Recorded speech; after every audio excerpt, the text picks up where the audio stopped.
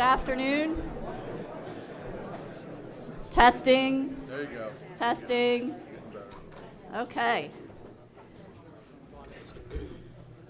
Here we go.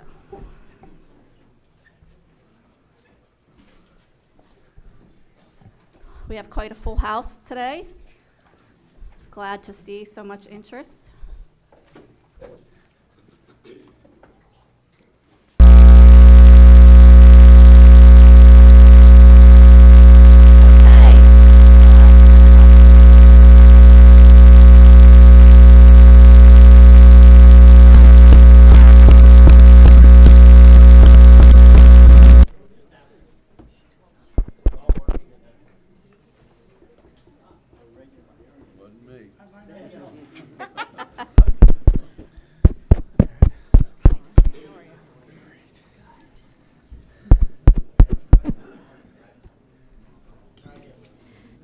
Technology is great when it works. There you go.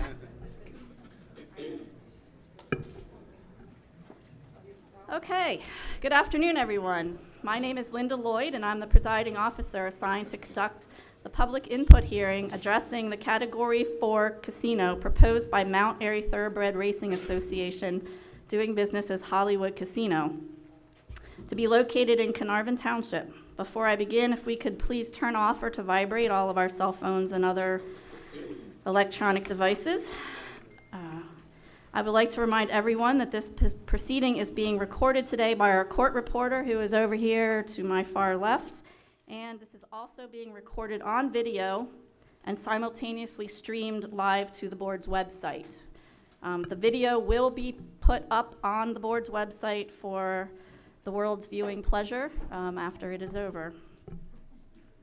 As the presiding officer, I call this hearing to order. The date is Monday, March 4th, 2019. The time is 4:02 p.m. and the location is the Carnarvon Township Social Hall, located at 3307 Main Street in Morgantown, Pennsylvania.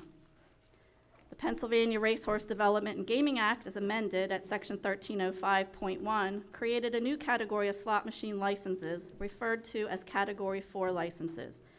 On April 4th, 2018, Mountain View Thoroughbred Racing Association won the Category 4 license auction with a winning bid of $500,003, giving it the opportunity to propose and build a facility located within a 15-mile radius of the longitude and latitude coordinates provided with its winning bid.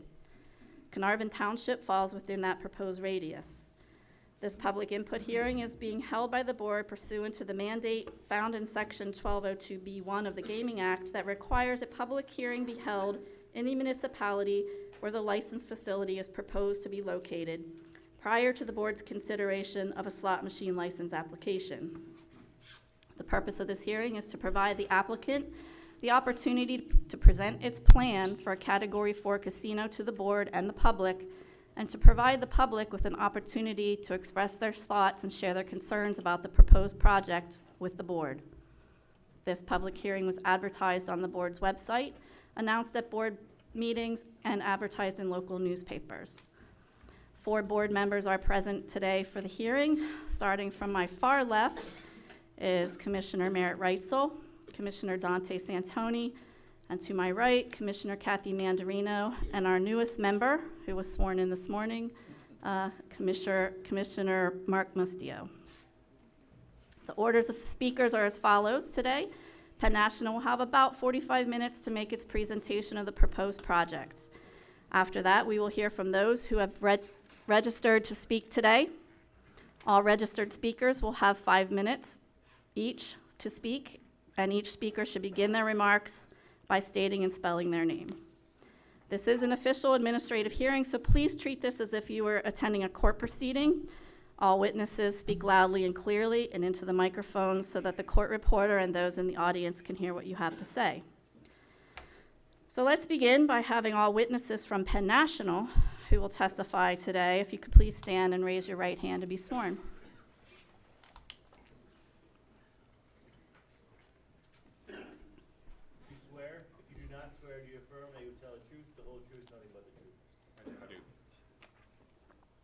And let's begin. Madam Chair, before we continue, may I ask one question for clarification?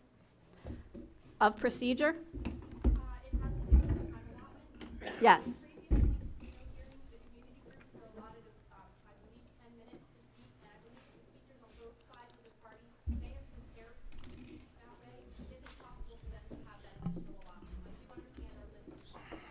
The list is very long, and the board chair has declared 5 minutes per speaker for these hearings. So if you have other comments that you would like to add, you can mail them to the board in a written form.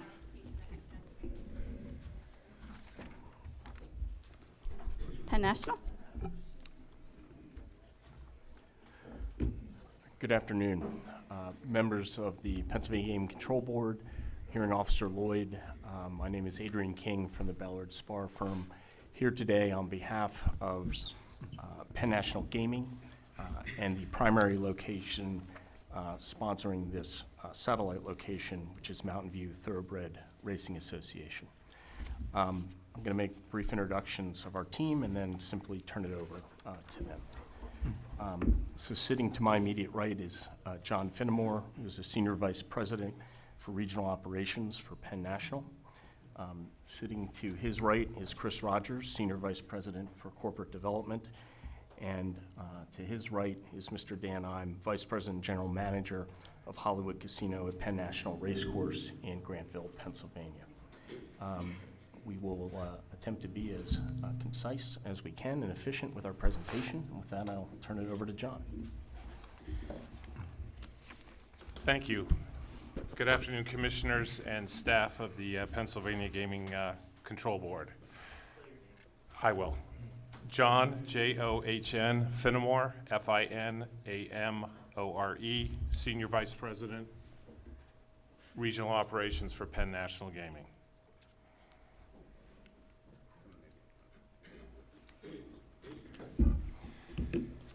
I think by now you all know the story of Penn National, but if I can just spend a few minutes on it. Started, as you know, in 1972 as a single racetrack property outside of Harrisburg, Pennsylvania. And we are the only publicly traded gaming company headquartered in Pennsylvania. Through steady and very disciplined growth over the years, we have grown this company from this humble beginning into what is today actually a company with 41 properties. When we close on a transaction that we're working on for a casino in Detroit, we'll be at 42 properties. And the company is now on the cusp of being a Fortune 500 company. It's been a remarkable growth story. As you see, $5 billion in annual revenues and 30,000 plus employees throughout the country.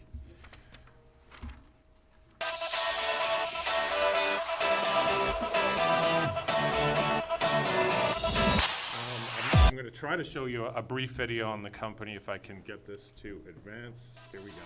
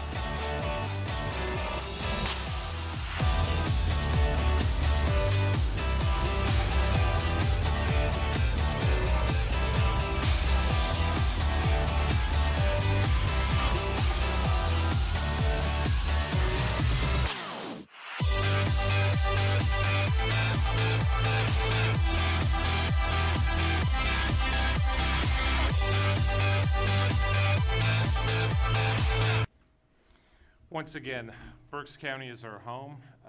I think we are very proud of the growth that we've talked about, but we're also very proud of the fact that we've called Berks County home for over 45 years.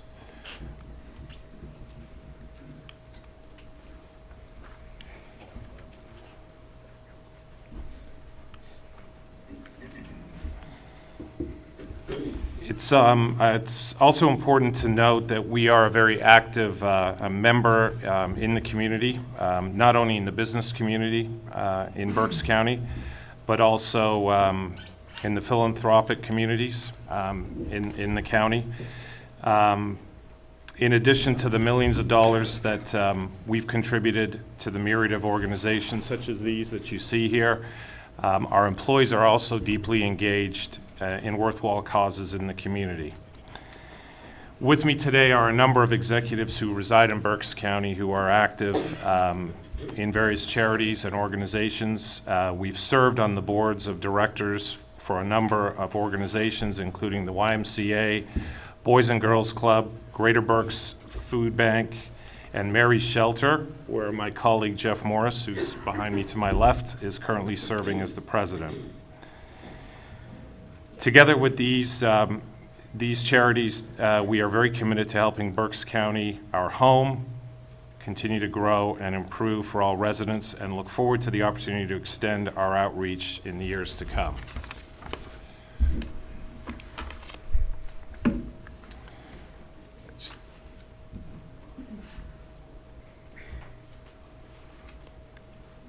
Trying to show you our core values. Here we go. Okay. So these are the core values by which we run our business. We strive to provide an unparalleled guest experience. Work happy. That is our mantra very much for our team members at the properties. You can see we've been selected as the employer of choice. We've won numerous awards. There's a couple of them up there. We have a commitment to diversity. We strive to have our employee population, our team member population, reflect the diversity of the communities in which we operate. We've talked a little bit about the commitment to community and the charitable organizations and work that we do. And we are very committed to responsible gaming. We follow the American Gaming Association standards on responsible gaming, and we take that very seriously, as you know.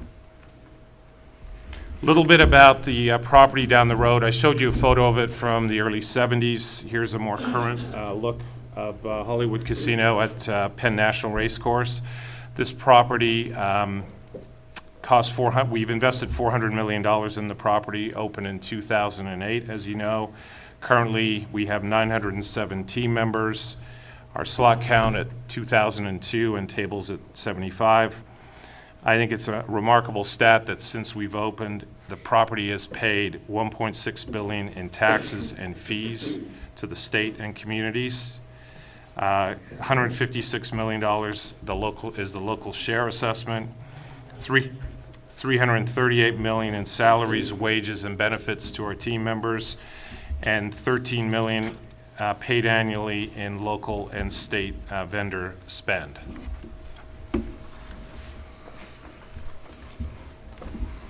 Again, just to highlight some of our community involvement, we talked a little bit about that a moment ago. $3.75 million for IBD research at the Milton Hershey Medical Center. That has been one of our main charities that we've worked with. But we've also donated or raised $1.3 million to local and regional charities, and over $100,000 to the local Relay for Life. In fact, in 2018, the company as a whole raised $427,000 for Relay for Life, and since 2015, the company has raised almost $1.2 million.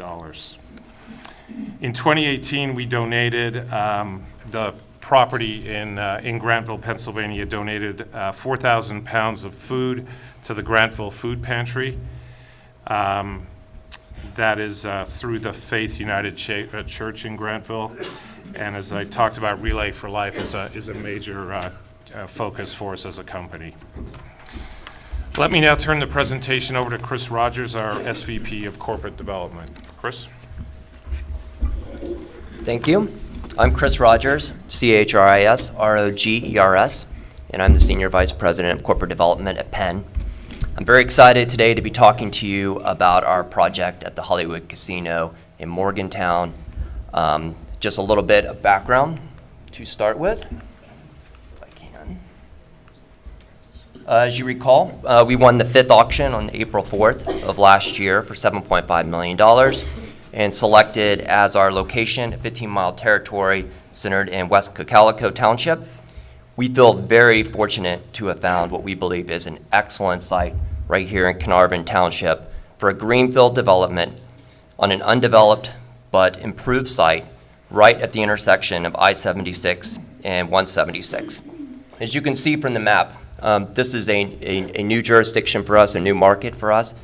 This facility is about equidistant between our property, Hollywood Casino in Grantville, and the city of Philadelphia, and about 23 miles from Lancaster, and about 12 miles south of Reading and our corporate headquarters in Wyomissing.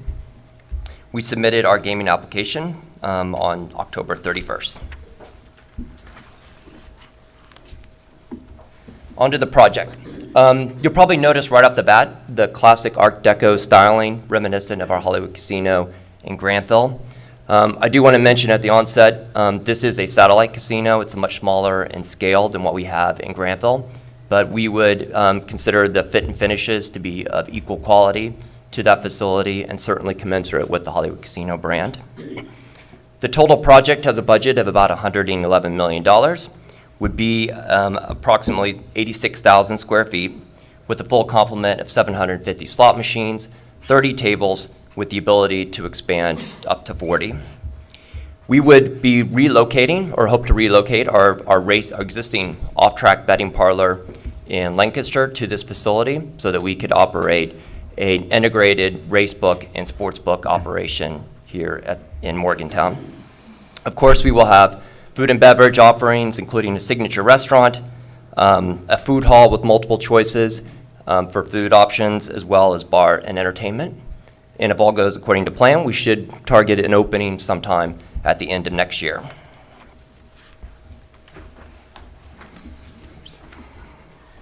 This slide really emphasizes the ideal location that we've chosen in Carnarvon Township. You can see this is right in the corridor of I-76 and 76. Tremendous visibility from the highway as well as accessibility. Moving in a little bit at the site plan, you can see the main entrance is the driveway from the north side, which will take you down a tree-lined driveway into the main entrance, which is the porte cochere right on the north side of the property. And there's also a secondary entrance on the west side. About 1,000 parking spaces around the facility, which should be more than adequate for a property of this size. Moving inside, this is our floor plan. You can see the dark green box at the top. That's the main entrance near the porte cochere.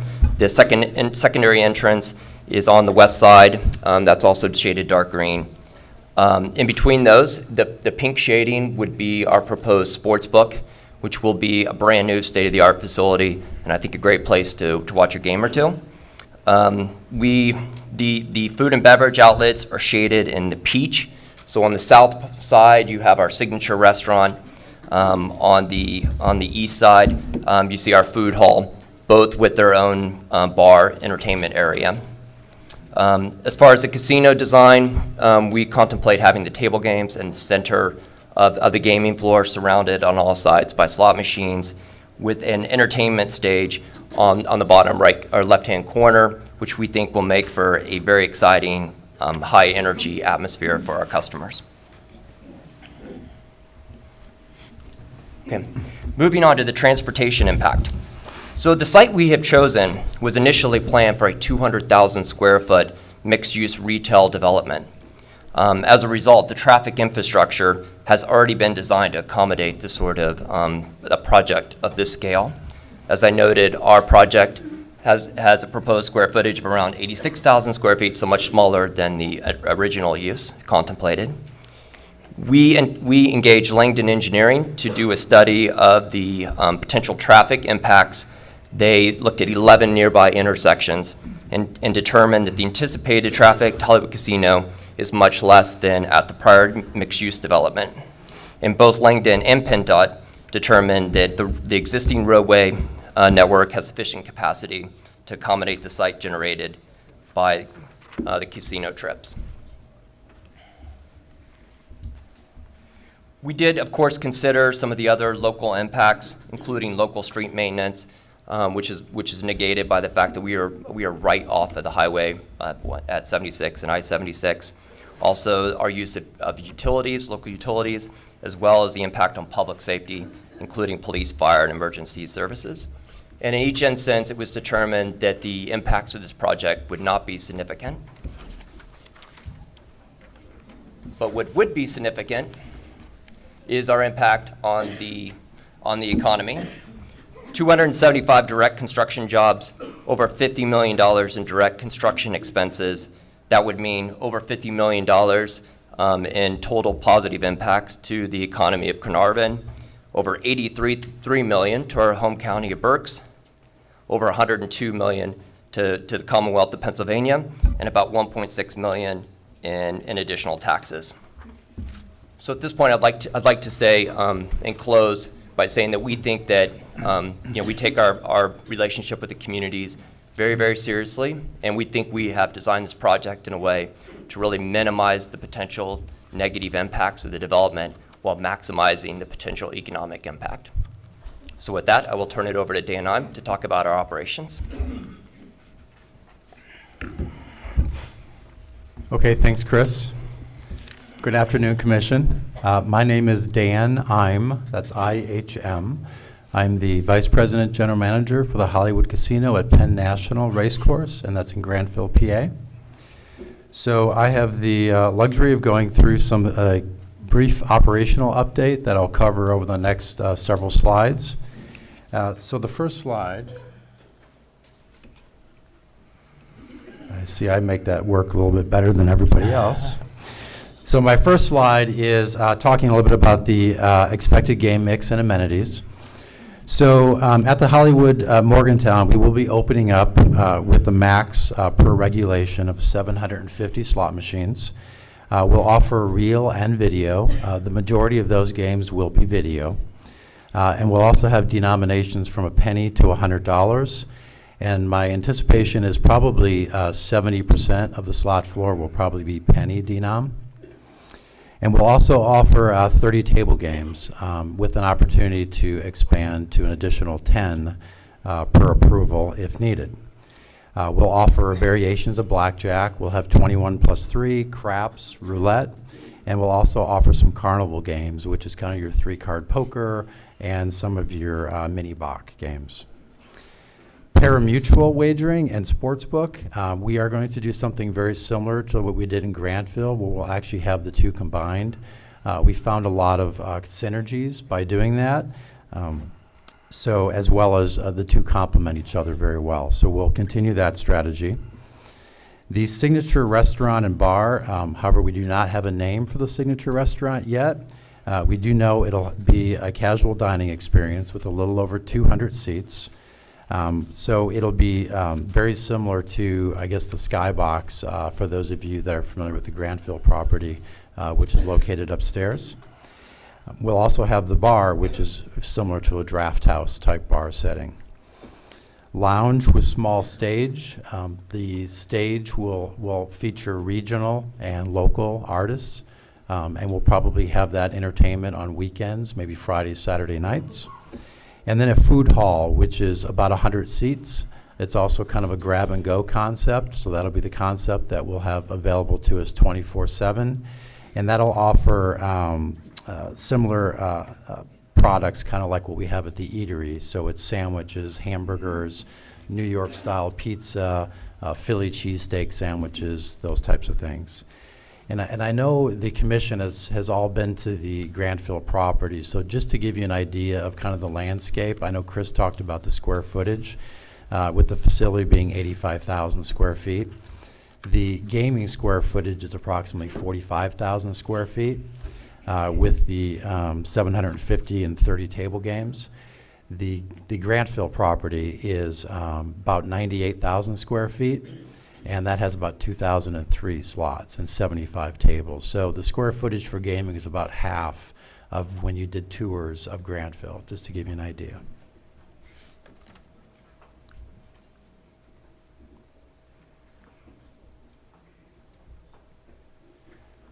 Okay, on the employment side, we are looking to hire approximately 250 full-time team members. We also are going to strive to hire as much locally as we possibly can. At our PA Grantville facility, about 31% of our employment, our full-time employment, comes out of East Hanover Township. So we'd like to try to hire as many as we can from the local area. But with those 250 full-time, we offer a list of benefits, as you can see up on the screen. 401k, and after a year of employment, there's also a company match. Medical, dental, paid time off. There's a bonus program that we pay out quarterly, and that's for customer service initiatives. Tuition reimbursement, so that's a great one. Our undergraduates, we can give up to $2,500, and then for graduate degrees, we give $5,000 for those full-time folks looking to further their education. Professional development, we have several programs at Penn National and at the Grantville facility. We have a LEAD program, which is our leadership program that supervisors go through, as well as we do a lot of cross-training with all of our team members, so they have the ability to work outside of their normal scope of work just to learn different facets of the business. And then our free table game dealer training. That's a 6-week course that if you want to become a table game dealer, you can take this course in 6 weeks, and after that training, you can go out and start dealing live games. And those positions pay a little over $20 an hour, so it's a great position to be in. And then representative of the community. So many of our staff and our leadership team members, as I know we discussed earlier in the slide deck, John did, many of them sit on boards. We work with non-for-profit organizations, as well as boards for Chamber of Commerce, etc. So we're very active within the communities we serve. And then on the right-hand side, that's just to give you an idea of those 250 full-time. You can see kind of some of the positions that we'll be looking for and maybe a percent of those positions. So obviously gaming and food and beverage are the top two.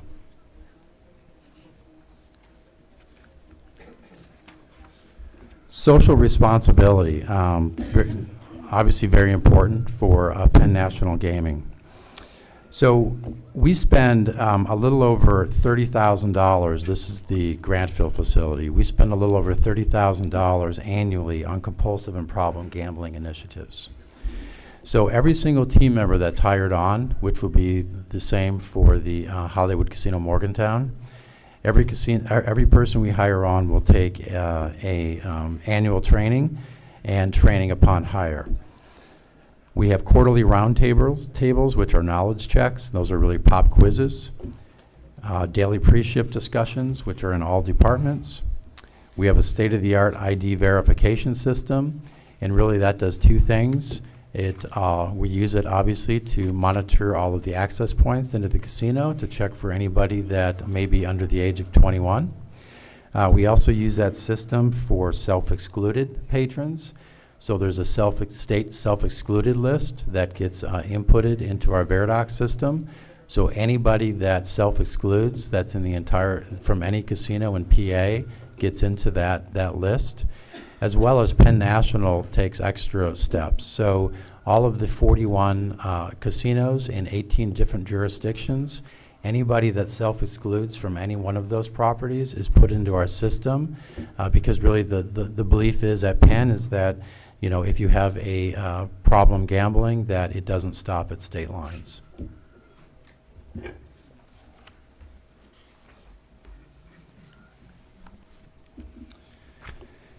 So Chris talked about the economic impacts as it relates to the construction. So this is the impacts as it relates to operations. You can see in Carnarvon it's $73 million, which is the initial impact. And I won't go through every one of these. I'll just wait a minute and you guys can go through. But you can see Berks County, Pennsylvania, and other. And upon stabilization, obviously those numbers increase. Carnarvon goes from 73 to 94.3 million. And these are direct, indirect, and induced.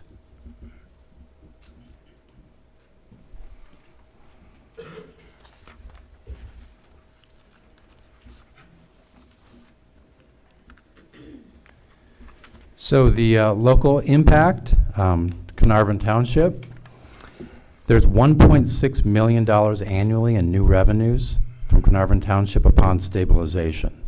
This is the 2% of the slot revenue and 1% of the table revenues. So that's $1.6 million annually. Public safety is obviously very important. In fact, we've already kind of started the groundwork on the public safety front. We've actually met with John Scalia as well. He's the chief of police, as well as the fire chief, which is Jason Brooks. They came to our facility and had an extensive tour of our facilities, both on the public safety aspect, just to understand our policies, our procedures, our infrastructures, and how we handle certain circumstances.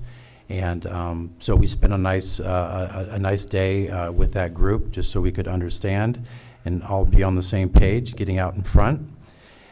Some of the things that we discussed were the parking areas, and the parking areas here at the Morgantown facility will be very well lit.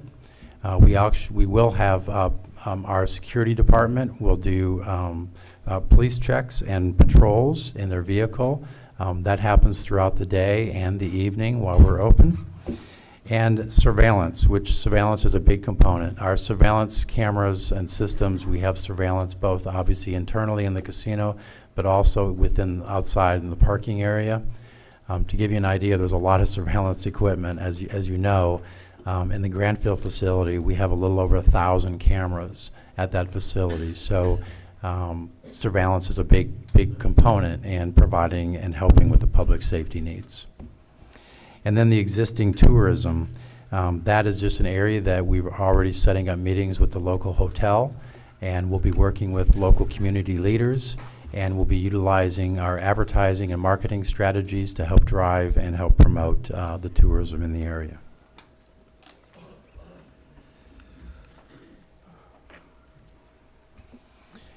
And then in summary, Penn National is a highly reputable entertainment company that creates and operates high-quality facilities in 18 different jurisdictions. We have a proven record of civic and charitable involvement in Berks County and the surrounding communities, significant investment in Carnarvon area, over $111 million, creation of approximately 250 permanent jobs and 275 construction jobs. As Chris indicated, target date of winter, fall of 2020. Minimal impact and cost to the township. And again, $1.6 million annually in new tax revenues for Carnarvon Township. So with that, I'm going to turn it back over to Adrian, and thank you very much. Appreciate the opportunity. That's our presentation. At this point, I would move our presentation into the record. It's so moved, and it will also be posted to the board's website in the next few days for viewing. Very good. Thank you for the opportunity to appear before you today and present. Okay, and we'll see if the board members have any questions for you. Great. No? Just No, she's good. thank you for your presentation, gentlemen. And maybe this is for Chris. On your site plan, I was just wondering where we are now in conjunction to where the facility's going to be. So if you take the two slides, or where we are currently. Right. Is that the question? Where we are now in relation to where the casino. Yeah, I think we're directly south. Okay. Is there, I mean, traffic coming in off the turnpike, is there any fall over to this community here in downtown Morgantown? Is there going to be a lot of traffic that has to come in here or closer to some of the residential areas? Very minimal use of the local streets by our studies. I mean, the traffic from 176, it's a direct shot exit, certainly right onto the entryway. From 76, you're just going 76 to 176, and then you're directly on the access road. That's all I have. Thank you.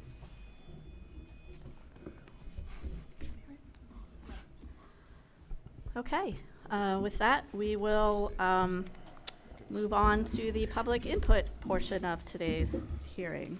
Thank you. Linda, I just want to make sure the microphone is working properly. It seems to be good in the room. Everybody can Okay, hear? good. So, a few ground rules before we start. Like I said before, each speaker will have about 5 minutes, well, will have 5 minutes to make their comments. And to assist all speakers in engaging the time limit permitted, we have our electronic stopwatch up here.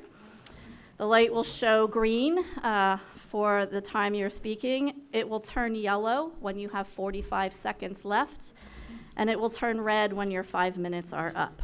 So when the light turns green, your time has started, and when it turns yellow, you have 45 seconds left, and I would suggest you wrap up your comments at that point. And at the red, and it will beep, and you'll be asked to stop speaking and leave the microphone for the next person. For the record, there was no pledge allegiance. No, there was not. So to keep the hearing moving, I will call 2 names at a time. The first time I call your name, with the exception of the very first person to speak, you will be on deck. And the second time I call your name, you'll come up to the podium. So the first time you hear your name, with the exception of the first person I call, who will be the first person to speak, if you could come stand over here to the side. We want to try to keep this moving. We have a long list of speakers today. And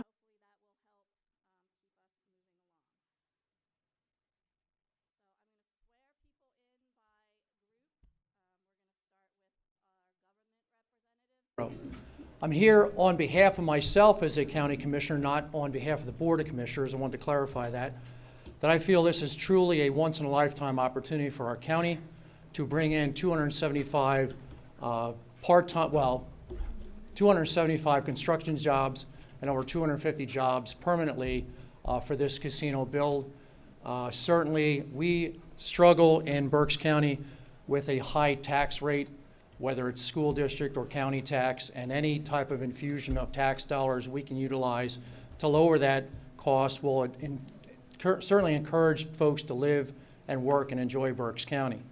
I'm fully support of the casino because I do believe it brings a good level of jobs and support for the community, and I also think it's great for the township to be able to utilize the services of that as far as a tax offset.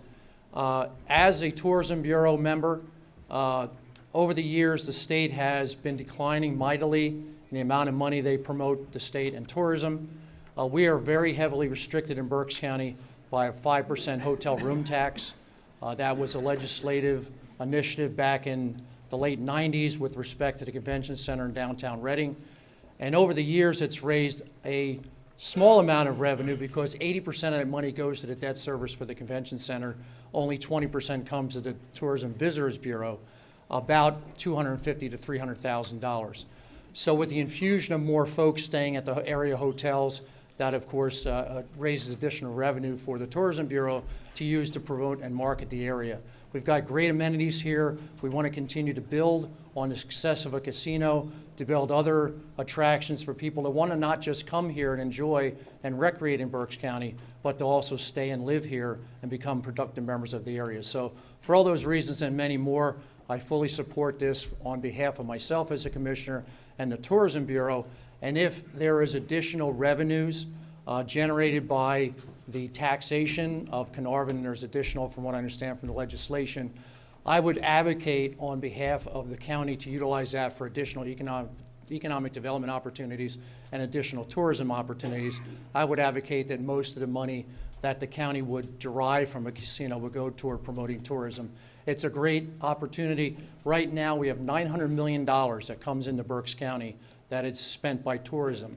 An average tourist coming in one day spends $250 to $400. Again, it helps to spread the cost of operating a very large county government as well as fully funding a tourism bureau that sorely needs it. So thank you for your time and patience here this afternoon. Thank you. thank you. Alan Steyer is up, and Gary Elston is on deck. Hi, Alan Steyer, A-L-L-E-N-S-T-Y-E-R, and I'm the third. I'm the chairman of the board of Carnarvon Township Supervisors. I've been on the board for 9 years. I've been the chairman for 6. The board initiated the process in November of 2017. We put a great deal of thought into it. 11/14/17, the board discussed opting out.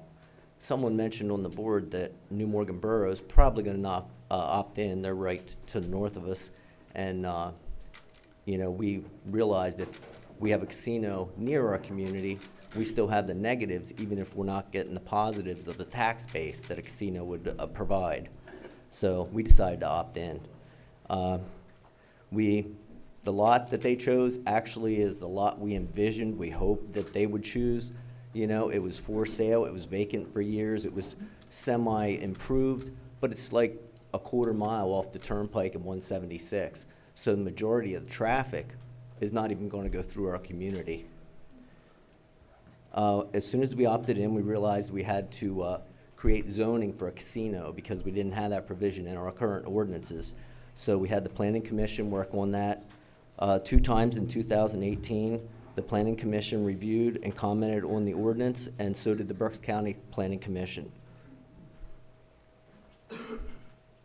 The ordinance was designed to, we chose the C3 zoning district, which is the highway commercial. And the reason for that is the C3 zoning district isn't near any residential developments. So you don't have the concern about a casino being near a big housing development. It's kind of isolated from the most of our population from our town by the turnpike cutting through between the casino and the residents of Morgantown. When Penn National surfaced, the township performed due diligence by meeting with Penn National gaming representatives to explore the nature of their operations. We visited Hollywood Casino in Grantville, and the chief of police met with Penn National Gaming representatives in Grantville to explore security concerns. Reviewed the University of Massachusetts School of Public Health and Health Services science study on the impact of casinos on host municipalities. Interviewed the township manager of East Hanover Township, Dauphin County, to explore the impact of the casino on the local community. And the anticipated benefits that we see with this casino: economic development, increased employment opportunities, expand our tax base, improve local services, hire additional police officers. The casino, based on the study, might only get less than 10 calls a month, but if we hire additional police officers, the whole community is going to enjoy that additional police coverage, you know, throughout the month. It also is going to improve the township's ability to attract the complaints that we get. We don't have good sit-down restaurants, and we don't have a supermarket, grocery store. Hopefully, once we get the casino, instead of being a drive-through, pass-through community, this will be a destination place for people, and maybe some other businesses want to come here. And it'll also reduce our pressure to raise taxes, because we haven't raised taxes in over 20 years, and it's getting tight. That's all I have. Thank you. Gary Elston is up.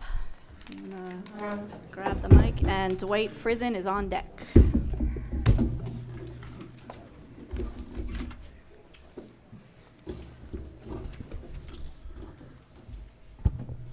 Good afternoon, Commissioners. Gary C. Elston, E-L-S-T-O-N. I'm the chairman of the board of West Naperville Township Supervisors in West Naperville Township, Chester County. We are adjoining township to the east of Carnarvon Township. And our questions are as follows, even though a couple of the gentlemen did touch on a few of these questions. Has there been an independent traffic study done on the impact and the increase of traffic that will be generated on our area's roadways? And if so, could the traffic study be made public? If a study has not been done, which the question has been answered, it has been done, whether it's been done by an incomplete, independent study would be nice. Be nice if Penn National Gaming, along with PennDOT and Carnarvon Township, would do such a study. our concerns are as follows. There are 4 major state highways that are located within West Ant Township and Elverson Borough. PA Route 23, PA Route 401, PA Route 82, and Little Conestoga Road, which is Legislative Route 4016. We feel that all these highways that travel through West Ant Township and Elverson Borough will be impacted by the travel to the proposed Category 4 casino from attendees traveling from the east and the south. Presently, our residents have safe travel to schools and various present and future business locations located in Carnarvon Township. We want to see that safe travel continues into the future, and the problem that most of these routes are small, winding country roads. Half of them presently are very poor drainage and very poor surface conditions. Our major concern with the proposed project is the intersection located approximately 3/4 of a mile east in Carnarvon Township in Berks County. The intersection we are referring to and concerned about is PA Route 23 and PA Route 401, located in District 5 of PennDOT. This intersection is presently controlled by a single stop sign, and all the routes mentioned previously lead and intersect through the intersection to get to Morgantown's places of business and proposed location of the casino. In addition, this intersection is located in the area of Twin Valley Elementary School, Twin Valley Fire Department, and Elverson Honeybrook Emergency Medical Services, which provides all emergency services to Carnarvon Township, Elverson Borough, and West Ant Township. Presently, at peak times of the day, traffic backs up past the entrance to the fire and EMS facilities on Route 401. The number of crashes at this intersection has increased in the last 3 years, and there has been fatalities in the past at this intersection. Taking all the aforementioned into consideration, we feel with the increased traffic to the proposed casino, a traffic control device, a red light, is warranted. This will facilitate a safer flow of traffic rather than just one vehicle at a time trying to enter onto Route 23 or exit from Route 23 to Route 401. We feel that Penn National Gaming will be responsible for the increase in the traffic and perhaps a significant increase. This should be responsible for the safety of all concerned. Therefore, Penn National Gaming should work with PennDOT and District 5 and Carnarvon Township to provide the necessary funding and engineering controls to be put into place at the intersection for safety of the school attendees, emergency services, residents, all travelers, and their future patrons. Thank you for your time and consideration today to this very important matter. Respectfully submitted, Gary C. Elston, Chairman of the Board of Supervisors, West Ant Township, and President of Elverson Honeybrook Emergency Medical Services. Thank you.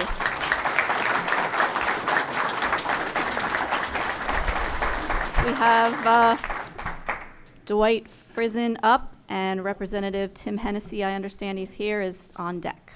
Thank you. Okay. Thanks. My name is Dwight Frizen. It's spelled F-R-I-Z-E-N. I am the president of Elverson Borough Council. To the members of the Pennsylvania Gaming Control Board, Carnarvon Township Board of Supervisors, and leaders in our local communities present here today, and also the Penn National Gaming team. First, thank you for the opportunity to provide input to the Morgantown Casino project. I'm an Elverson resident, father, grandfather, work at IBM, and as I mentioned, president of the Borough Council.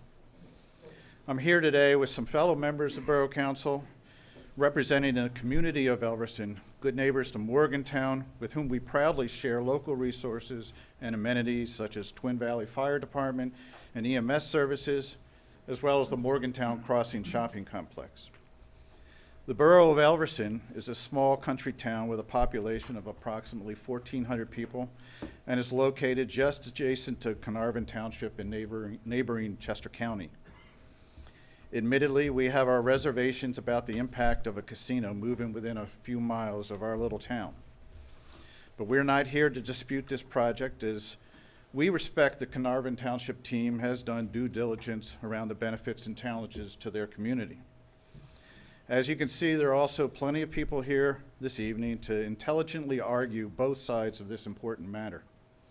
What we are here to do is to offer this board thoughtful and economic and structural considerations and recommendations to protect Elverson from impacts greater than our small town have planned over the next 5 to 10 years, should this casino project come to fruition. If I may, I'd like to draw your attention to the maps I provided. Linda, I don't know if you would pass those out. I did. What I'm depicting in there is the areas of financial benefit, which is in the pink there, would obviously go to Carnarvon Township and upwards into Berks County.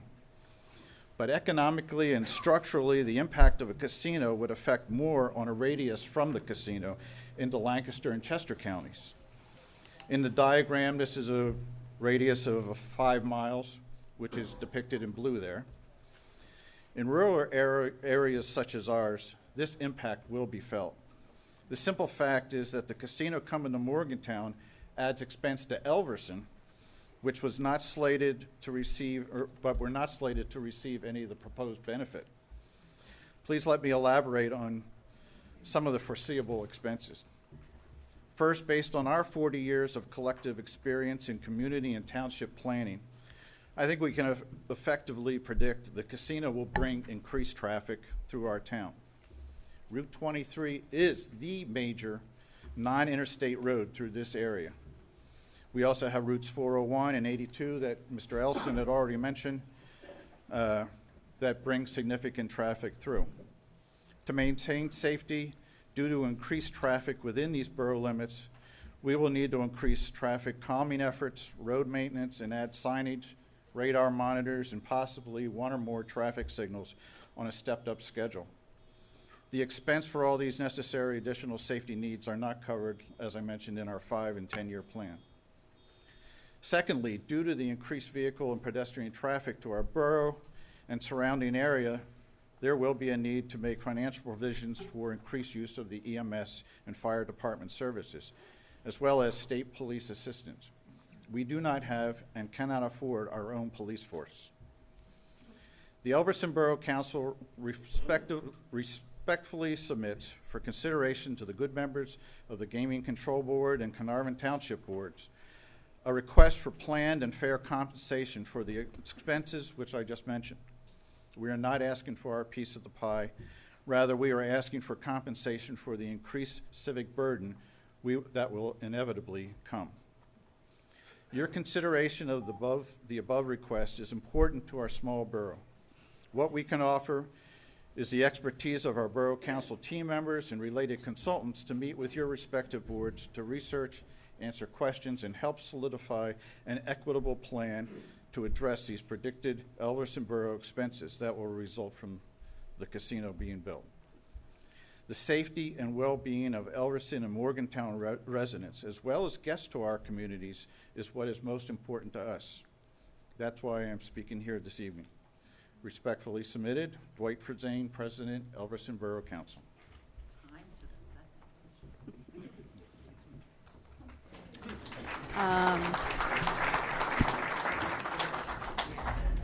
Representative Hennessy. Hello. Let me begin by apologizing to the board for being late. I was at a funeral for my cousin down in Lansdale. It ran longer than I expected. This is the Pennsylvania State Representative for House District 26, which really begins about 1.5 miles from here, from the Township building. The decision to allow, whether to allow the building of the Hollywood Casino in Morgantown is a very serious matter in that it will impact the future of Southern municipalities. And while it's not expressly stated that a host county could share its newfound bonanza and casino revenues with another county, a reasonable case can be made that the county can and should do so in a situation like this, where the site is literally on the county border with Chester County. The Gaming Control Board should consider whether the proximity of the Valley Forge Casino, which is 27 miles away, and the casino at Penn National Racecourse, 44 miles away near Harrisburg, bodes well or ill for the financial success of this proposed casino. And the supervisors in Arvin Township will need to carefully apply the township's land development ordinances appropriately if this board approves the Hollywood Casino Morgantown proposal before today. Thank you very much. I appreciate the thought and the considerations you guys will put into a decision as to whether or not to approve this specific site. As I said, it's probably the least likely site that the legislature might have imagined someone would decide to put a casino in because of the conservative nature of the region that we're in. But it is a proposal, and I think that while the legislature can make some decisions about this, it really leaves it to the board to make a determination as to whether or not this fits in with the area, the surroundings of Berks County, lower southern Berks County. And as I said, you've heard the concerns of the neighboring municipalities just across the line in Chester County. Thank you very much. Thank you.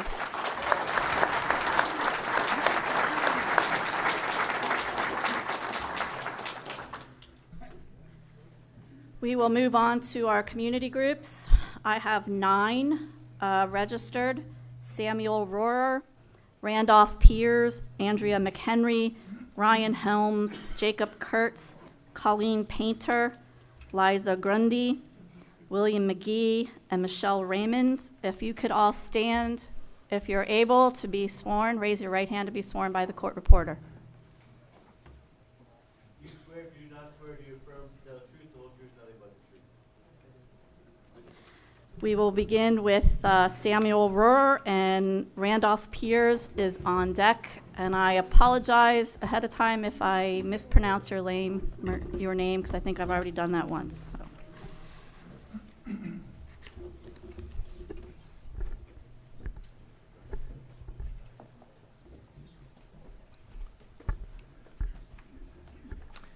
Members of the Pennsylvania Gaming Control Board, my name is Sam Rohrer, R-O-H-R-E-R, last name. Today I speak as a citizen who for 40 years has lived only several miles from the proposed location of the Hollywood Casino. I have a personal interest in the well-being of this community as my 6 children and my 14 grandchildren live within a 20-mile radius of this proposed casino. I have a vested interest in representing them and all of the other families who are seeking to bring up their children with wholesome values of hard work and productive employment. But that isn't the only vested interest I have. I speak also as a former state representative who for 18 years served the 128th District, which includes this community. I speak with full confidence that my comments accurately represent the citizens of not only Carnarvon Township, but also of the citizens who reside immediately to the west, south, north, and east in western Chester, in eastern Lancaster, and southern Berks counties.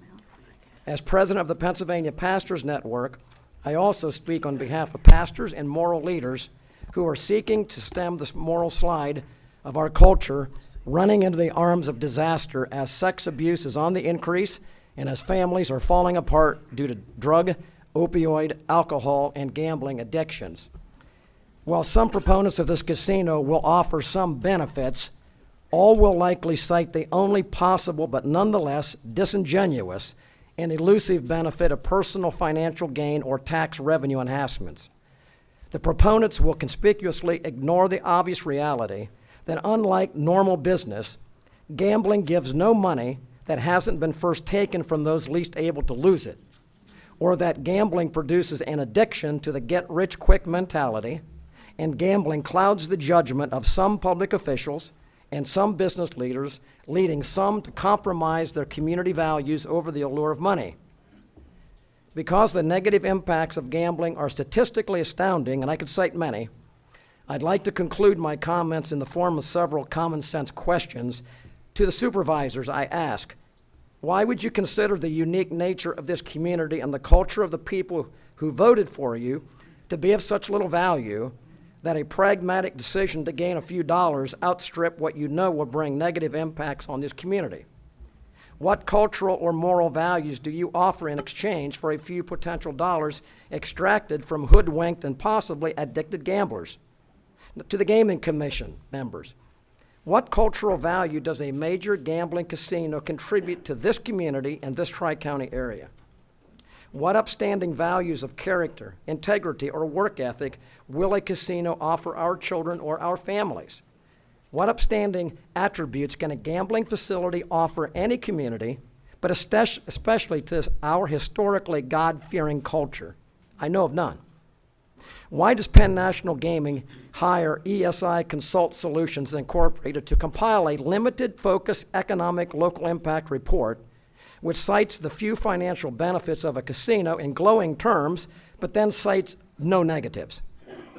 Why aren't honest, unbiased, and comprehensive local impact reports required by the Gaming Control Board, demanded by the Carnarvon supervisors, or volunteered by Penn National? A comprehensive report should include the local impact on families, the local impact on the moral and social health of the community, and the local impact on pre-existing cultural values. Why are the entire sections of the Penn National online application to the Gaming Control Board for this Hollywood casino, Morgantown, redacted or blanked out? What's being withheld from the public? For instance, a simple yes or no answer is visible for certain questions, but redacted for questions 10 to 16, which reads, quote, during the last 10-year period, has an applicant, its parent company, any of its affiliates, intermediaries, subsidiaries, holding companies, principals, employees, or any third parties acting on or behalf of applicant made any bribes or kickbacks or made any payments alleged to have been bribes or kickbacks to any employee, person, company, or organization to obtain favorable treatment? Redacted. I was in the Pennsylvania House in the Marathon session when the gambling consortium bought its way into Pennsylvania. They promised to be a few racetracks, but are now invading settled and wholesome communities across the state in the form of freestanding casinos. In the final minutes of the debate, just after midnight on Sunday morning, July 4th, 2004, I argued against this legislation by stating that if it was passed, it would open the door to gambling and introduce a creeping cultural cancer into our Commonwealth. Sir? I stated how ironic it was that the Pennsylvania Mr. General Rohr? Assembly, just a minute, were outlined Your by time William is up. Penn and first led by... Sir? My voice is weak. I will say this in conclusion. For the Gaming Control Board to place a casino in this conservative Morgantown area is incongruous. While gambling may now be legal, it remains inconsistent with and abhorrent to and by most communities in Pennsylvania. Yes. If you would like to submit your written comment. Pardon? The remainder of your written comment, if you would like to submit that right Yes, now. I will indeed. Keep that and as I will part of say the that record. it's not welcome if the Gaming Control Board wants Okay. welcome Next. communities. Sam, give us yes. Comment. It's not welcome here.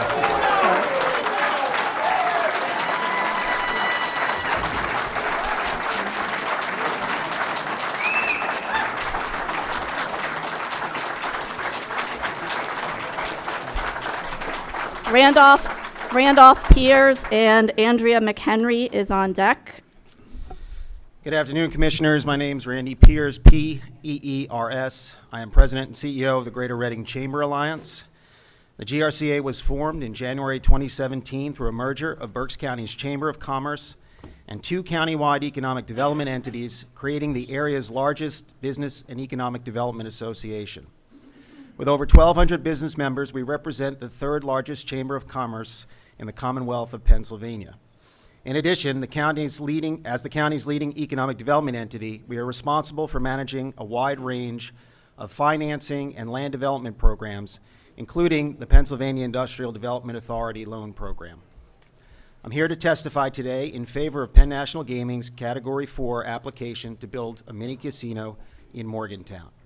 The approximately 82,000 square foot facility hosting 750 slot machines and 30 table games will provide both direct and indirect economic benefits to the surrounding area and to Berks County in general.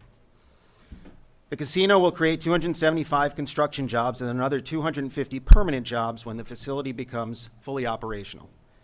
These are jobs with good wages, family-sustaining wages, and a very good benefit package. The GRCA has already engaged Penn National Gaming in conversations about local hiring, and we've set up a series of meetings with the Berks County Workforce Development Board to coordinate the hiring efforts. In addition, Penn National Gaming has indicated that they are also interested in procuring goods and services for the facility from local firms, and will be working with Penn National Gaming to register and certify Berks County suppliers through their vendor process. Local hiring and local procurement represent one of the most positive direct benefits associated with this project. But we also anticipate there'll be significant indirect economic activity generated in and around the area near the casino. The influx of many new people coming to play at the casino will positively impact small businesses in the area, including restaurants and other food establishments, hotels, and retail shops. The casino itself will become a destination, serving as a gateway to many other amenities, including tourist destinations throughout Berks County that can be promoted to folks coming in from outside the area. It is also estimated that 2/3 of the revenue from the facility will come from people who live outside of Berks County. This is significant because tax revenue generated will benefit Carnarvon Township and Berks County. Therefore, the benefits of locating here will have lasting positive impacts on the residents who live here, providing much-needed revenue for essential services and lessening the need to raise taxes.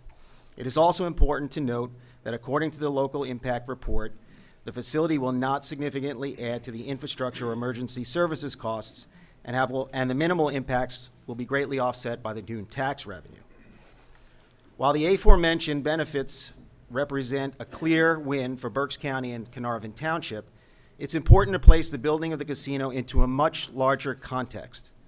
For the last several years, the GRCA and our affiliate organizations have been working aggressively to promote Berks County as a premier live, work, and play community in an effort to advance our talent attraction and talent retention efforts. Why is this significant? Simply put, we face a silver tsunami, an aging workforce in key industries that will threaten our ability to attract and retain companies to the area. Therefore, we must make a concerted effort to attract new people to Berks County and retain more of our local young people who grew up here. And we know to our younger generations, quality of place matters. In addition to good jobs, good schools, and a good quality of life, for millennials, entertainment and recreational options matter as well. Berks County scores high in many of these areas, but we must continue to increase our recreation options. Having a casino in our backyard, along with the entertainment options that will accompany it, represents an important enhancement to our quality of place rating and gives us an advantage over other communities. In sum, the GRCA enthusiastically endorses this application, and it represents, in our opinion, a win-win scenario for Berks County. Thank you. Thank you. Andrea McHenry and Ryan Helms on deck. Andrea McHenry, ANDREA MCHENRY. I'm the executive director of a nonprofit organization called FREE. We do anti-human trafficking work in Berks County. Our main focus is sex trafficking and commercial sexual exploitation. When we think of sex trafficking, we often think overseas. While sex trafficking is an epidemic overseas, it's also an epidemic here in America. In fact, sex trafficking has been reported in all 50 states. While there is not an exact number of human trafficking victims in the United States, it's estimated there are hundreds of thousands of victims every year, with 83% of confirmed victims of sex trafficking in the U.S. American citizens. A misconception is that sex trafficking is just happening in our cities in America. The truth of the matter is sex trafficking and commercial sex is happening in our cities, our suburbs, our rural areas, even in small towns like here in Morgantown. Sex trafficking does not discriminate.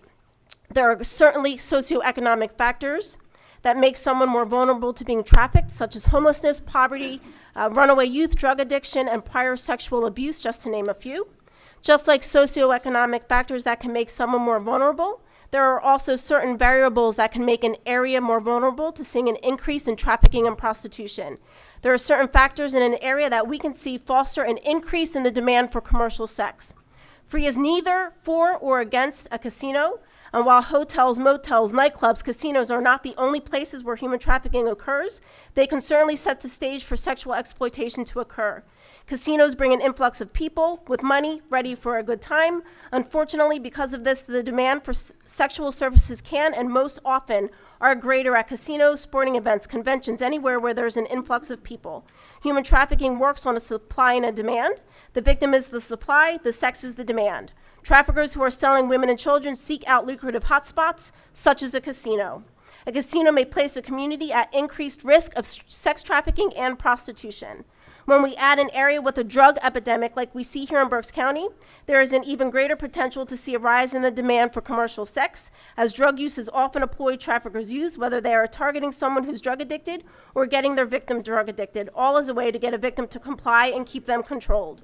There is an intersection between human trafficking and bringing in an influx of people into places. There's also an intersection of human trafficking and opioid addiction. Detective William Campbell, a new Hanover County Sheriff's deputy who sits on the FBI Trafficking Task Force, when talking about sex trafficking, says it starts with opioid addiction, and then this becomes the way to pursue and get these opioids. In some cases, more often than not, a trafficker will use opioids and drugs to get a victim to comply and to keep them dope sick. The case of the ease of three main arteries to this casino will certainly help visitors to get to this casino more easily, but that as well can be a factor that can increase the demand for commercial sex. It will not only bring in an influx of people that we already talked about, but it will make it easier for traffickers to bring their victims in and out of this area quickly with less risk and without being seen. Hotels, motels, casinos, nightclubs, drugs, three main arteries of road access into an area, make a community more vulnerable to being trafficked and sexually exploited. All of these variables combined can potentially make this area a hotbed for sex trafficking and prostitution. Education is key in ending human trafficking. When we know better, we are called to do better. So what can we do to keep our community and children safe? We can learn the facts. We can be ready to respond. Penn National Gaming, what are your plans to fund and keep this community and children here safe? We all need to be educated about human trafficking, but this will most certainly open a door for this community needing to have a better understanding of human trafficking, how to identify victims, how to report a tip, and how to keep children safe. Our first responders are law enforcement. Will they be trained and ready to respond to trafficking victims and to traffickers, as well as this goes for local hotels, motels, and businesses? Will they be ready to respond? Is our community ready? Penn National Gaming Free would love to train your casino staff and also get the National Human Trafficking Hotline up in your staff. We look forward to staying in touch with you in these matters. I would like to extend an opportunity for the community to come to an educational event we will be having in the spring, date and location to be determined. Please don't think this cannot happen to your children. It happens to children, even coming from good homes. The average age a child is trafficked in America is 12 to 14 years of age. It can happen to any child. Thank you.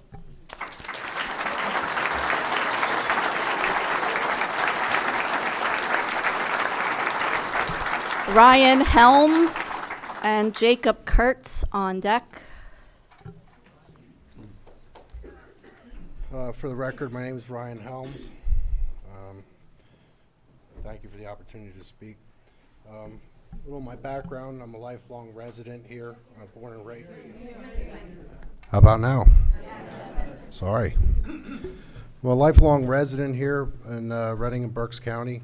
Currently, I'm the building trades president for all 14 building trades here in Berks County, and I'm also the business manager of the electricians union here locally. I represent several thousands of construction workers here in our region. I'd like to say, but first off, Berks County and Reading used to be quite a middle-class town. There was a lot of good-paying jobs here. There was a lot of industry here and facilities that offered really good higher paying wages, good jobs that paid a lot of benefits, health care, and so on and so forth, that we just don't seem to see anymore. I'm 47 years old. I've seen what I think was a good period of time in this county, and I've seen it degrade over the years to a point now where it's, you know, those jobs are gone and it's tough to find those good paying jobs. There is development within the county, but it's not necessarily always family-sustaining wages. They're jobs that are like for the working poor, unfortunately. And I think there's a lot of people that could relate to that. And it's very frustrating to see that. And that's why I take great pride in representing people to get them a better wage and benefit in the construction trades. And I firmly believe that we need to work hard at bringing that back. And I think that this project here would provide a great opportunity for a lot of construction jobs. Obviously, they're saying there's going to be 275 construction jobs. Some people might look at it and say, well, that's just temporary. When you build a project, yeah, you have a massive force of people building it, but a facility like this takes a lot of maintenance and continuing projects going on, capital improvement. The point being that there will be continued construction jobs, not only to do small improvements, but there's a lot of maintenance involved in these places, and the benefit for area contractors and local workers would be tremendous for years and years to come. And you can't also overlook the fact that there's 250 permanent jobs that's going to be available. You say there's jobs that are over $20 an hour, and we need more of those kinds of jobs here locally. This place, we've been known as the, Reading's one of the poorest cities in the country. I think that's deplorable. It's horrible that we're noted for that. And I think this is exactly the kind of development we need. When you do development like this, I respect everybody's opinion. I think things should have a proper process, and things should be done right. Speaking on behalf of the building trades, the construction of a project like this, we are the safest, we are the best. We can deliver an incredibly safe and quality project that nobody ever has to worry about being in a building like this. I'd just like to go on to say that one of the major attributes of these construction projects like this is apprenticeship. Apprenticeship has become a very high-profile term used these days. You hear a lot about it in schools. The government's speaking about it a lot. People are realizing that college is not the only avenue. The only way that apprenticeships happen is by having projects like this. This creates tremendous opportunities for young people coming out of high school. Even we get a lot of people that try college, it's not working out for them, and adults that have lost a good paying job and have nowhere to go.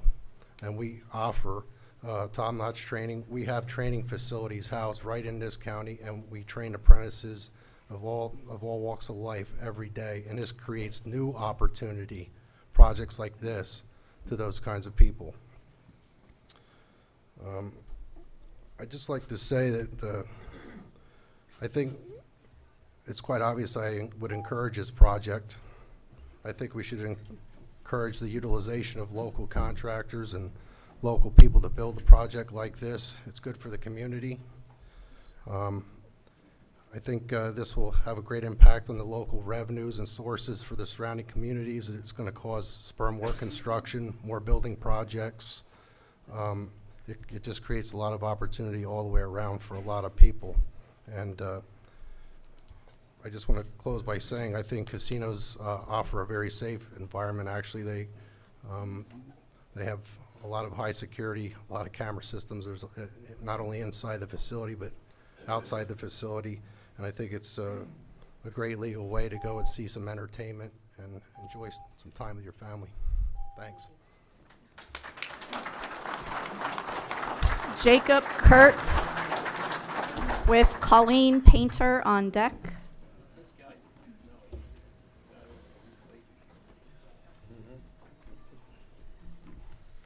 My name is Jacob Kurtz, Jacobkurtz, and I thank you for the privilege of speaking here tonight. You all said, some of them said how close they were to being a part of this. My grandparents owned this whole valley here from North Street to up above a Heritage Restaurant, from Route 10 down to Morgan Way. And they were good people in this area. Of course, the turnpike spoiled the whole thing, came right through, and the interchange destroyed everything. And as my grandmother sold off parcels, she would sometimes put stipulations as to what would be allowed. on that property that she sold. I don't know if that's legally okay, but she did. And she did not want any property that she sold to have any place that sold alcoholic beverages. So that lot we're talking about is there.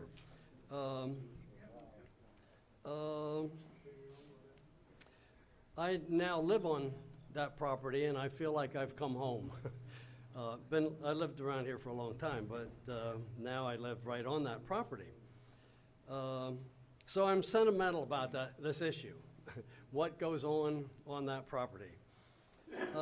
We have a good town, we have a good area here, and we have good schools, low crime, great people who care. Just look at how the Twin Valley area has developed in the last couple decades. People want to come to an area like this. Now, I feel we need to be careful about what we believe. I hear about jobs that will be available. We had jobs come into Carnarvon Township just about a year ago. It was called the Pipeline. They didn't hire local people, and you know what happened? According to my friend who works in the police force in Reading, a spike in crime and drugs. Hey, let's get real here about people who come for jobs. And by the way, I didn't know we have an unemployment problem in this area. I was glad to hear what one proponent said, and I quote, "Casinos will bring some issues or problems, but they will go away in time." Would that person please go to Atlantic City and tell them that?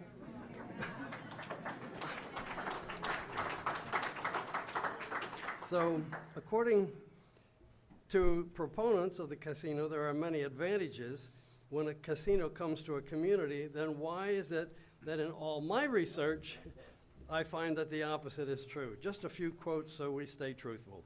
New Jersey officials admit that the gambling industry is a major cause of family hardships, divorce, desertions, child abuse, loss of jobs, debt and loss of property, alcoholism, and suicide. And I think it's very interesting that Las Vegas is the suicide capital of the nation. Hello? 3 times the rate of other cities.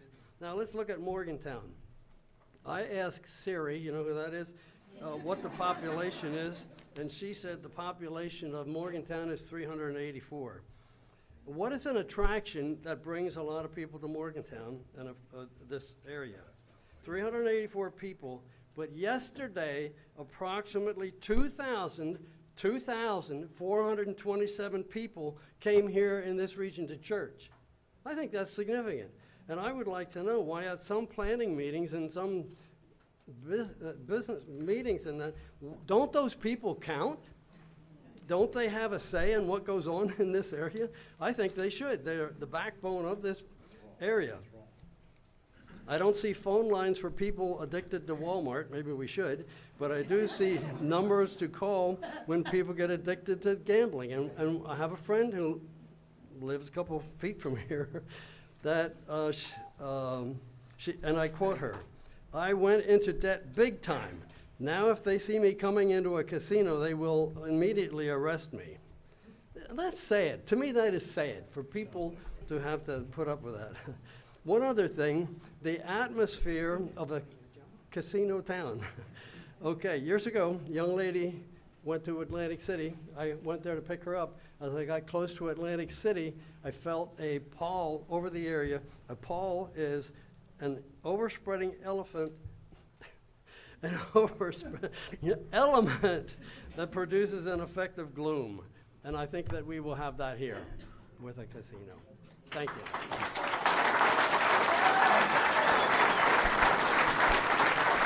Colleen Painter and Liza Grundy on deck.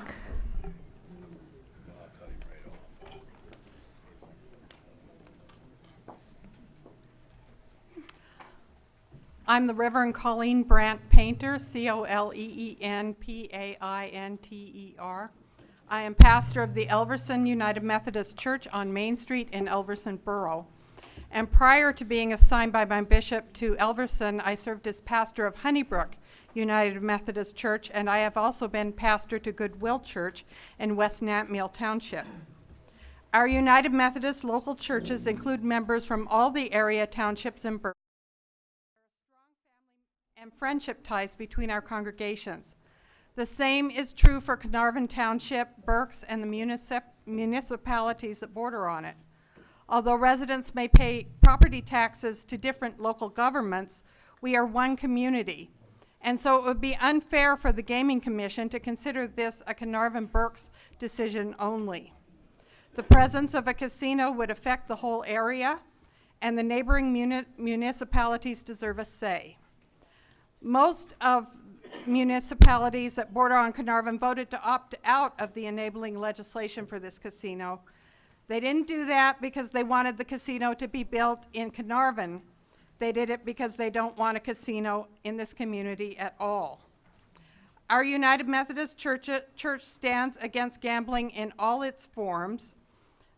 To quote our social principles, gambling is a menace to society, deadly to the best interests of moral, social, economic, and spiritual life, destructive of good government and good stewardship.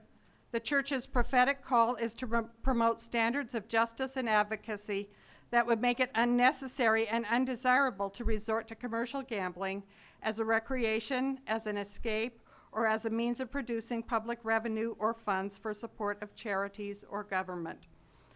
We recognize that the moral argument against gambling has been lost in Pennsylvania, and I know that my colleagues in ministry who have also spoken this evening will have addressed the social problems that come with a casino. I believe that those of you who serve on the Gaming Commission want to grant licenses in places where it will enhance the economic development of an area, not hinder it. So I'm going to focus on the economic concerns in our denomination's position and explain why a casino in this community is a bad match and would work against the larger goal of producing a thriving economy for the Commonwealth as a whole. This is not a community like Las Vegas where what happens here stays here. This is a community where everybody knows your name and your business, and we like it that way. These are the ties that keep our families, our institutions, and our neighborhoods strong, and we don't want that to change. And I hope you heard in what the Carnarvon Township Supervisor had to say that decisions made by our local officials, especially with regard to the state, are decided with conscious memory of what happened when the landfill went in. Back in the 1980s, the community opposed the landfill. The state created New Morgan as a separate township and let the landfill come in anyway. And Carnarvon and its neighbors ended up having to put up with the stink without getting any of the revenue. And they're afraid that that will happen again with the casino, so they're willing to play along. I'm not convinced that even the public officials who have signed off on this project really want a casino either. Independent research studies on the economic impacts of a casino say that while a large casino in an urban area may produce some of the promised economic benefits, this is generally not true of small casinos in rural areas like Morgantown. I have friends in King of Prussia, and I pass the casino there on my way back to Elverson regularly, and I will confirm that this Carnarvon casino site sits barely outside the 25-mile protected radius from the casino in King of Prussia. A small casino so close to bigger casinos will not attract people and businesses from outside the community. It will just take money from local citizens. And this makes sense to me intuitively because although I pastor in Elverson, I live in Limerick, Montgomery County, which is about halfway between King of Prussia and the site proposed in Carnarvon. If I were a gambler, I wouldn't come to Morgantown. I'd go to the bigger casino in King of Prussia. However, I do occasionally come to this area, and did before I was assigned here, and bring friends for the other assets that this area offers. The scenic drive, the farmers markets in Shady Maple, other area businesses, and faith-based activities. I'm concerned the presence of a casino will repel people like me who are not gamblers from visiting and spending money here. Can you wrap up your comments? 5 minutes are up. Thank you. I'm basically finished, but yes. Thank you. I encourage you to deny this application. Liza Grundy. William McGee is on deck.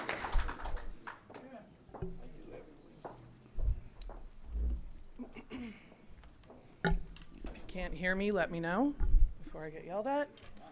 Okay. Good afternoon. I would first like to thank all of you for your time today. My name is Liza Grundy, Liza-Grundy, and I am the president of the Twin Valley Area Community Development Association. I'm joined today with Treasurer Daniel Wadnick, Secretary Jessica McGettigan, and organization members Betsy Ballantyne, Kathy Kaufman, and Kate Schuler. The Twin Valley Area Community Development Association began meeting in the fall of 2017, and in September of 2018, our organization officially became a Pennsylvania recognized nonprofit corporation with a seated board. Our group is currently pursuing our federal 501c3 status. Before I proceed further, I would like to share with you our mission statement to help better understand the purpose and goal of our organization. The Twin Valley Area Community Development Association, TVA-CDA, strives to build a stronger, more unified community by supporting healthy, targeted, sustainable growth through forging strong relationships with municipal and community leaders, and in partnership with local businesses. The TVA-CDA focuses on protecting our natural and historic resources while preserving common community values and culture. The TVA-CDA believes that when this is achieved, the community at large will experience a greater sense of unity and preservation of our small town heritage. A core focus of our organization is to create healthy and effective dialogue. We are nonpartisan and issue neutral, and neither endorse nor denounce development or preservation of our community, but endeavor to work with all entities to enhance our community, create a sense of ownership for residents, and welcome visitors to our area, thus strengthening and growing local businesses and our own varied economies. Our community, which encompasses both Berks and Chester counties, is unique and is a perennial focus for regional business and residential development. Proof of this is the current proposed casino project. If this proposed casino project proceeds forward, our group would like to extend an offer to Penn National Gaming to meet with us and discuss ways we can work together towards a goal of ensuring that our community greatly and comprehensively benefits from this development and effectively minimizes the potential negative impact and threats to the standard of living that we as residents have come accustomed to. It is imperative, if this development is approved, that a neutral organization such as the TVA-CDA, consisting of members on both sides of the issue, be a part of the development process. We feel that by providing a sense of ownership in the design of this proposed development, the TVA-CDA will help to forge the gap between this large corporate conglomerate and the many voices and varying opinions of our community. Again, I'm under pressure, 10 minutes I've had. Again, this approach towards healthy dialogue is fundamentally at the core of our organization and the best approach towards achieving our mission. While projects of this magnitude are driven by tax revenue and profit margins, protecting the quality of life for those that live here and will continue to call this area home for generations to come must, and I cannot stress this enough, must be the primary concern for the Pennsylvania Gaming Commission, Penn National Gaming, the Carnarvon Township Supervisors, and the members of the TVA-CDA. The decisions made need to be sound ones, and those making these decisions must and will be held accountable by the TVA-CDA and community members. The TVA-CDA as an organization has several chief concerns with this proposed development as it stands.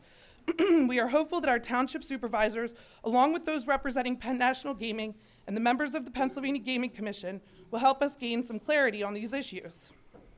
In the event that a dramatic increase in prostitution, human trafficking, or drug abuse takes place, what action plan and services will be in place to address and prevent this?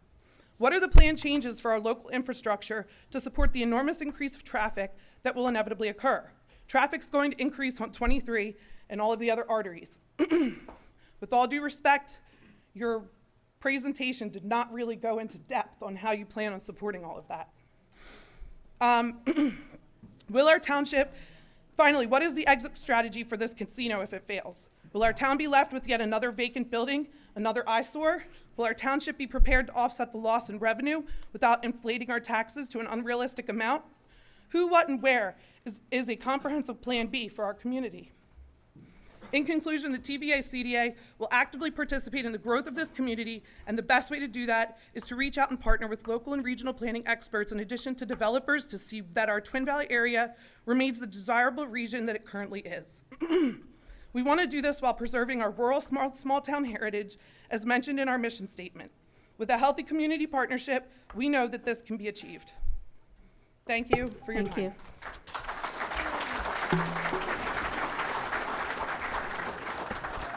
Excuse me. Are you going to give us your She complete did. testimony? She did. William McGee and Michelle Raymond on deck. Mr. McGee? Okay. Michelle Raymond with Brian McMahon on deck. Okay, my name is Michelle, M-I-C-H-E-L-L-E, Raymond, R-A-Y-M-O-N-D, and I'm a Carnarvon resident. Again, my name is Michelle Raymond. I am a over 20-year resident of Carnarvon Township, and I have a lifelong ties to the Twin Valley community. I'm a mother of 3 children that attend the Twin Valley School District. I'm a regular attendee of the Carnarvon Township meetings, in which we have maybe 5 regular attendees. And I'm a strong supporter of the Twin Valley community. I'm here today to present a petition for the support of the Hollywood Casino Morgantown. In the week of circulating this petition through social media only, we have obtained 156 signatures from a cross-section of our community. The petition reads, "We, the undersigned, support PA Gaming Control Board in the approve of Mountain View Penn National Cat 4 Berks license in Carnarvon Township, Berks County, Pennsylvania, aka Hollywood Casino Morgantown.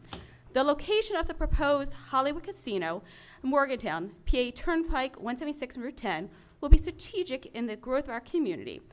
The draw of customers will stimulate the existing businesses, provide opportunities for new businesses, and jobs for our residents and a larger tax base for Carnarvon Township.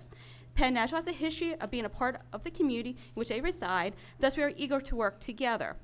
I have an example of some of the comments that the people had put on the petition.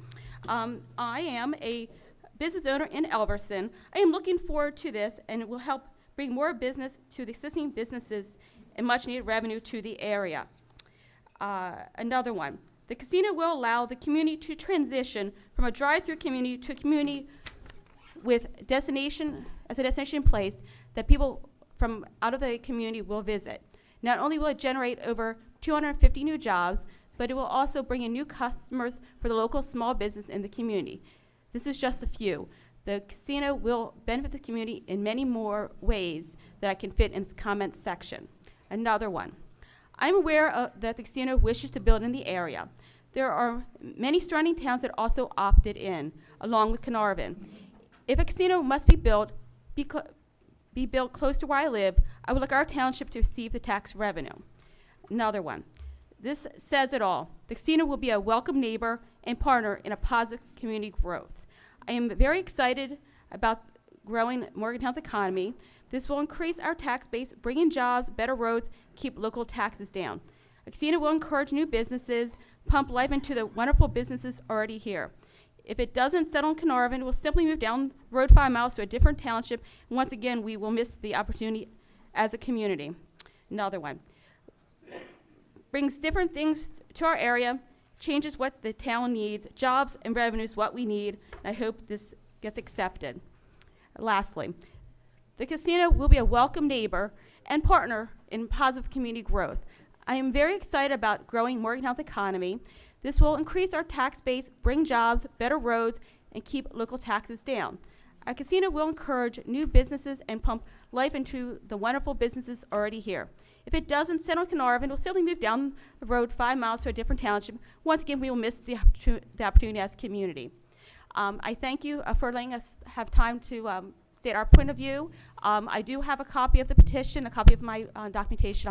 I'll bring that over to you. And we're excited for the possibility to improve our economy in this area. Thank you. Thank you.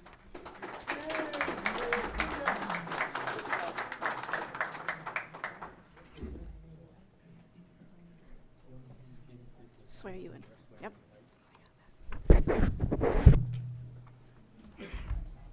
And if the court reporter would swear Mr. McMahon in.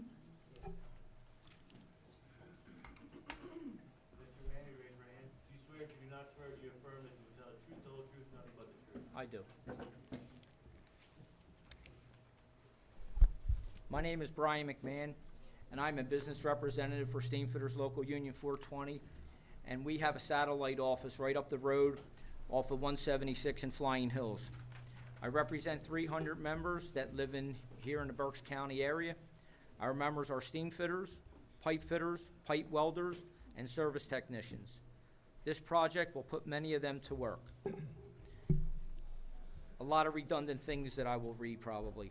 Casinos spur economic growth, employment, greater tax revenue to the state and local governments, and growth in local retail sales. It lowers unemployment rates in the local area, be it through the construction of the project and by hiring local residents from Berks County to work at the casino. I live 15 minutes from Valley Forge. I live in Limerick, Pennsylvania. The Valley Forge Casino was built several years back, and some local residents were very against it. This casino spurred the Children's Hospital, half a mile up the road from the casino.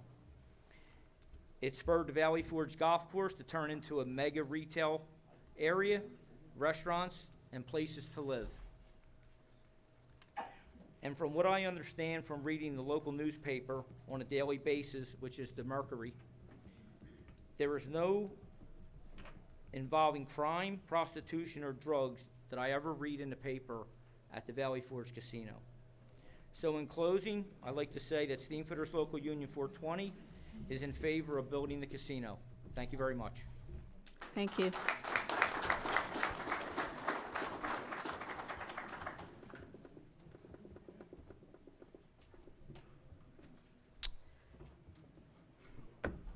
We are now at the end of our community group list. Madam Chair, may I make a recommendation?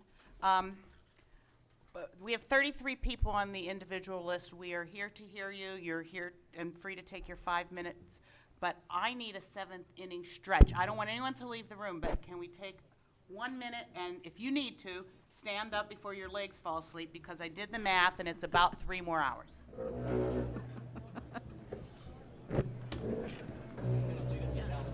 Yeah.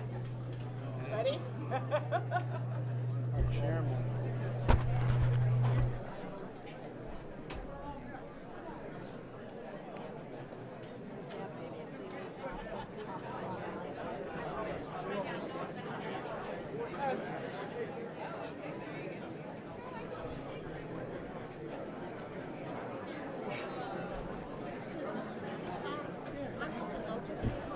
Hey, Mark.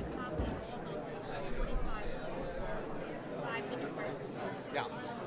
They'll be posted on our website. Testing 1, 2. If you Google PA Gaming Control Board, it'll come up. It's that same, right, it'll be, look for that same tab on your left, and all of that will be up to that.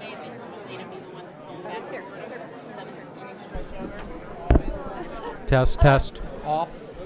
Okay, ladies and gentlemen, the 7th inning stretch is over. If you want to come back to your seat, we're going to start in about 30 seconds. Right there, ma'am.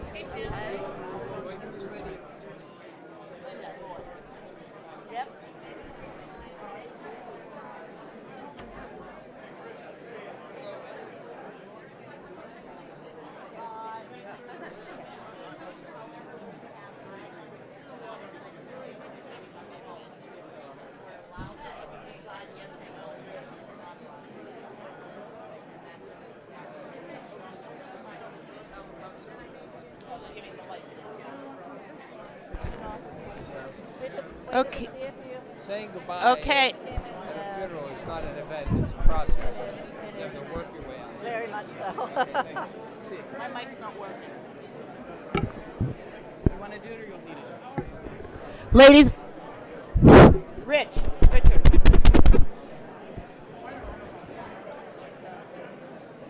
Okay. All right, ladies and gentlemen, we're starting again. Please, if you can't stretch, if you need to stretch anymore, take it outside. Otherwise, sit down. Linda's going to start calling the list of the next one up, and you want to be respectful of your fellow citizens.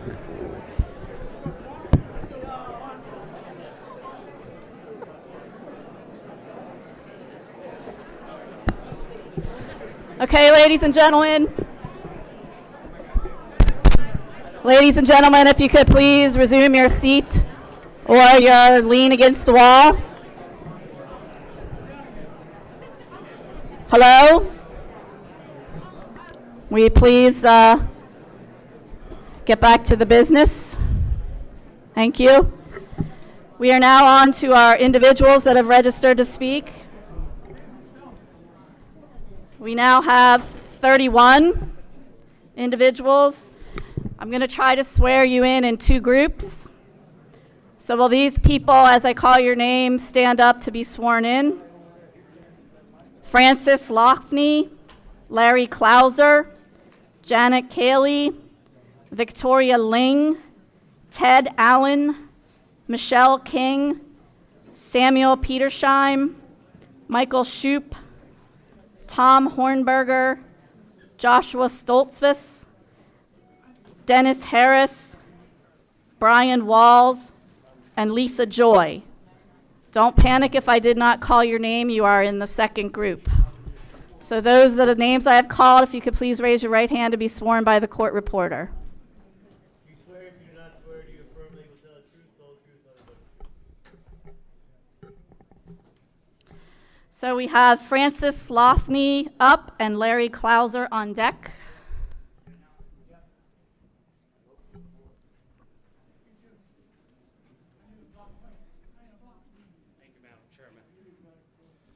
Fran Loughney. I'm with the Carpenters Union. Couple things real quick. I'm here to speak for the casino, for building the casino.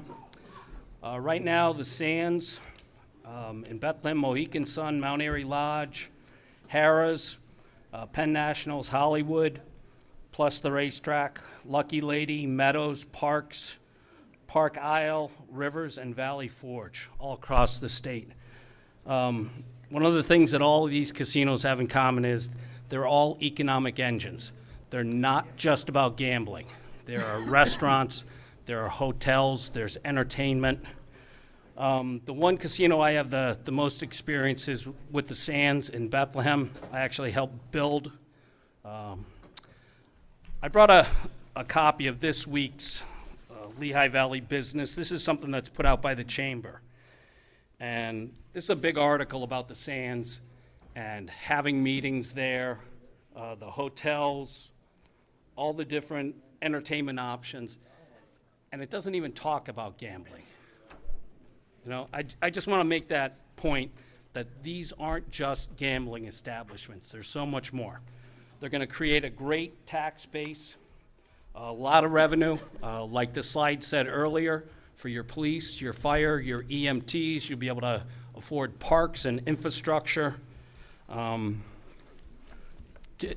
I be allowed? Can the people from building trades just raise their hand? I want them to see all the people that are here from building trades in support of this project. That's really it. I want to thank you for your time. Thank you.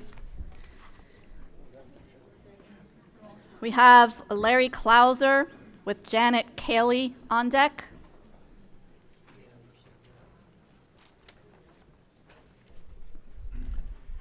Yes, the name's Larry Klauser, which is spelled C-L-A-U-S-E-R.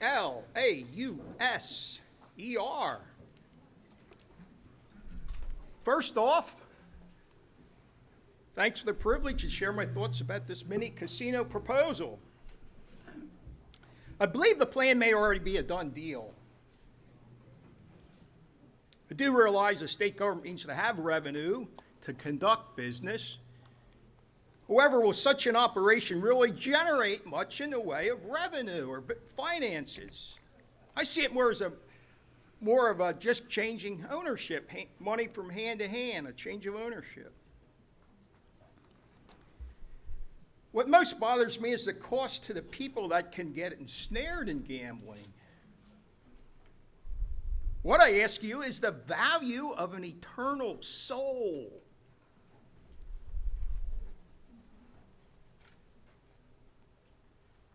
Jesus said it this way: what shall it profit a man to gain the whole world if he loses his soul?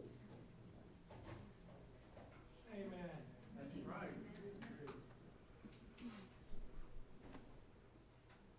A man I worked with some 40 years ago became entangled in gambling. And this activity broke up his family. And later he took his own life. What a tragedy. Have we lost our value for life? I'm afraid so. Therefore, I want you who are deciding on this proposal to realize that indirectly you have the blood of others on your hands. And that's a reality I would not want on my conscience.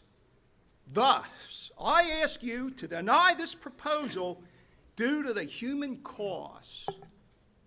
The means certainly will not justify the ends. Martin Luther King Jr. was quoted as saying these words: "Our lives begin to end the day we become silent about things that matter." I hope you would agree that life matters. Thank you for listening.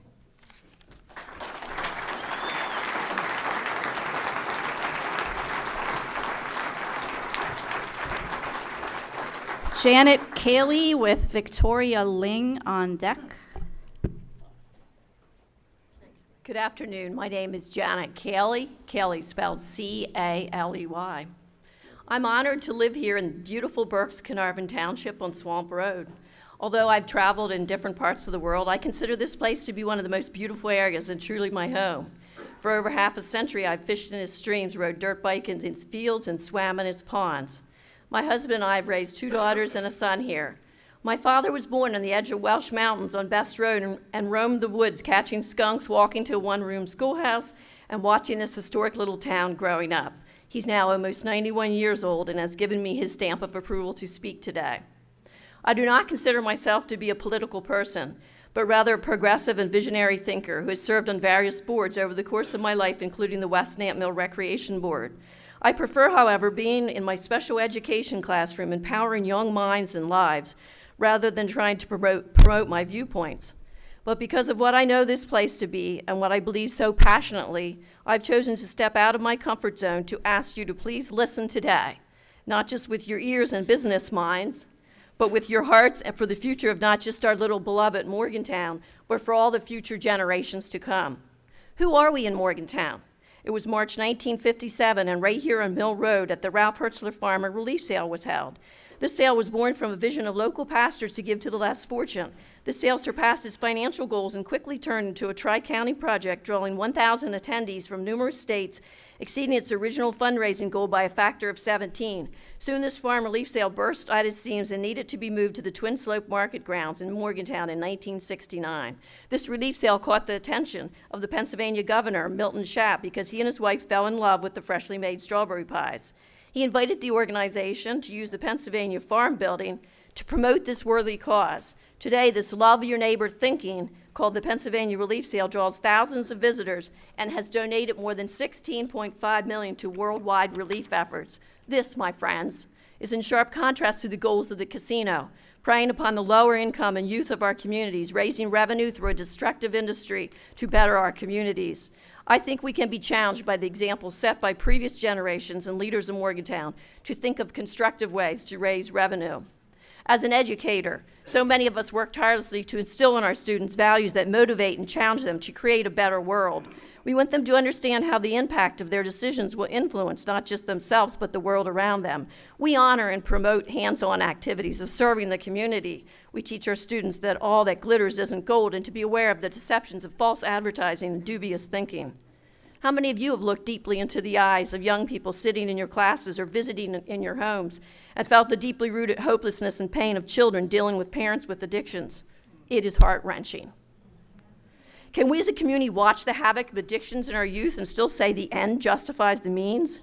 Almost 22% of slot machine users at casinos are in the 18 to 29 age group. Gambling addictions are most likely to occur in the vulnerable age groups of 18 to 24 and in lower income families. It does not take a rocket scientist or a special education teacher to identify that alcohol, prostitution, and gambling addictions thrive in and around casinos. As a parent, my goal was to push my children into adulthood by challenging them to think how their giftings could impact the world in life-giving ways.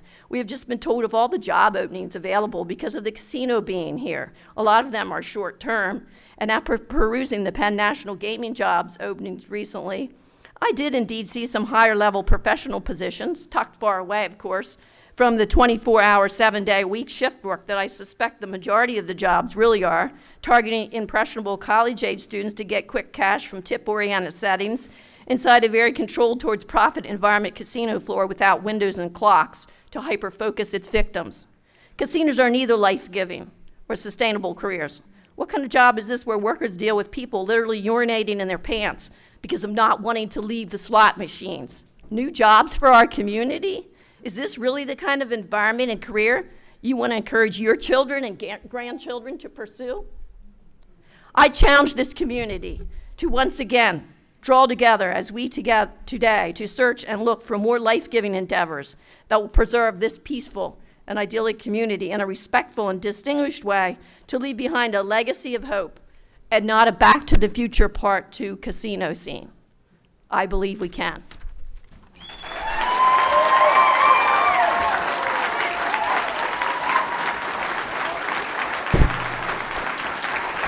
Victoria Ling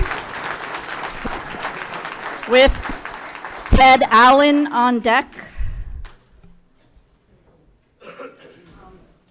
My name is Tori Ling. I live in Carnarvon Township, Lancaster County. There's known to be bog turtles out here. I'm not an environmentalist, but you better check for bog turtles. Well, a lady asked me to find her some bog turtles so she could stop something in her neighborhood. I don't think money generated from this is going to help with the school tax. One of the people here from Penn National Gaming said 2% of the funds would stay local, 54% would go to the state. This is so-called revenue. How much, where, and how would it be used? My friend lived in Atlantic City. She went to high school there. She said Atlantic City is not a nice place to live, but all the money went away. We have the turnpike. The turnpike is too expensive to drive on. You look for an alternative route. I'd like to know where the funds go to. Somebody told me it's mass transit. Many people who gamble can't afford to gamble. I'd like to address Pennsylvania Penn Gaming. What is the problem and the intention of promoting an addictive and non-productive venue like gambling? Last week on February 28th, there's a lady on WEEU in Reading talking about Gamblers Anonymous. We have Alcoholics Anonymous. You are creating circumstances of physical and mental disabilities that taxpayers have to pay for. Drugs, alcohol, prostitution. 400,000 people in Pennsylvania are on depressants or medications. There's 70,000 died in the United States in 2016 because of drugs. 49,000 of this was opioids. The long term of these things like gambling, drugs, is addictive and it's negative. You have to pay for police and the ambulance. You have mental concerns, anxiety, unstable people, more costs. the state is gauging the possibilities of marijuana and recreational drugs. I do not see how Mr. Wolf and Mr. Fetterman can go around and do this when they are responsible for the well-being of the Commonwealth. Now, my friend, their house, it's all gone, it's all torn down, but it was out in the middle of where this development would be, right off of Route 10. I would like to know, I have not heard one thing how this might affect surrounding townships. Gary Elston talked about the roads. I'm talking about the farm community. I live in the farm community, and I help my farmers 100%. I live in the Amish community. How's this going to impact them? Several years ago, there's a kid I know who was Amish, got involved with drugs. Right now, he's 40 years old. He lives in the township I live in. He's good for nothing. Another lady lived in Churchtown. She blew it on drugs. She set the house on fire, burnt the house down. They were living in the hotel over here for a while. Now, we don't know where they are, but she blew it on drugs. She has 2 kids. One is 14, one is about 13. A friend of mine was married to the grandson of a famous World War II general. He got on drugs. His sister is dead. He was in jail for 6 months, and his mother paid over $100,000 to get her out of jail, and right now he's in a rehab center. My friend up in Ole, his sister blew it on drugs. This out here would attract a fringe community. Now, I'd like to know how you're going to protect the agriculture community. I don't want this spilling into Lancaster County. Thank you. My neighbors are all Amish, and I stand beside them 100%. Ted Allen with Michelle King on deck.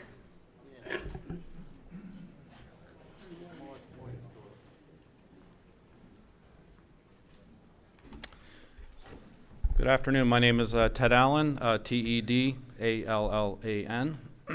Thank you for the opportunity this afternoon to share my remarks. I've lived in this area for about 4 years. I come with perhaps a little bit different perspective than many in this room.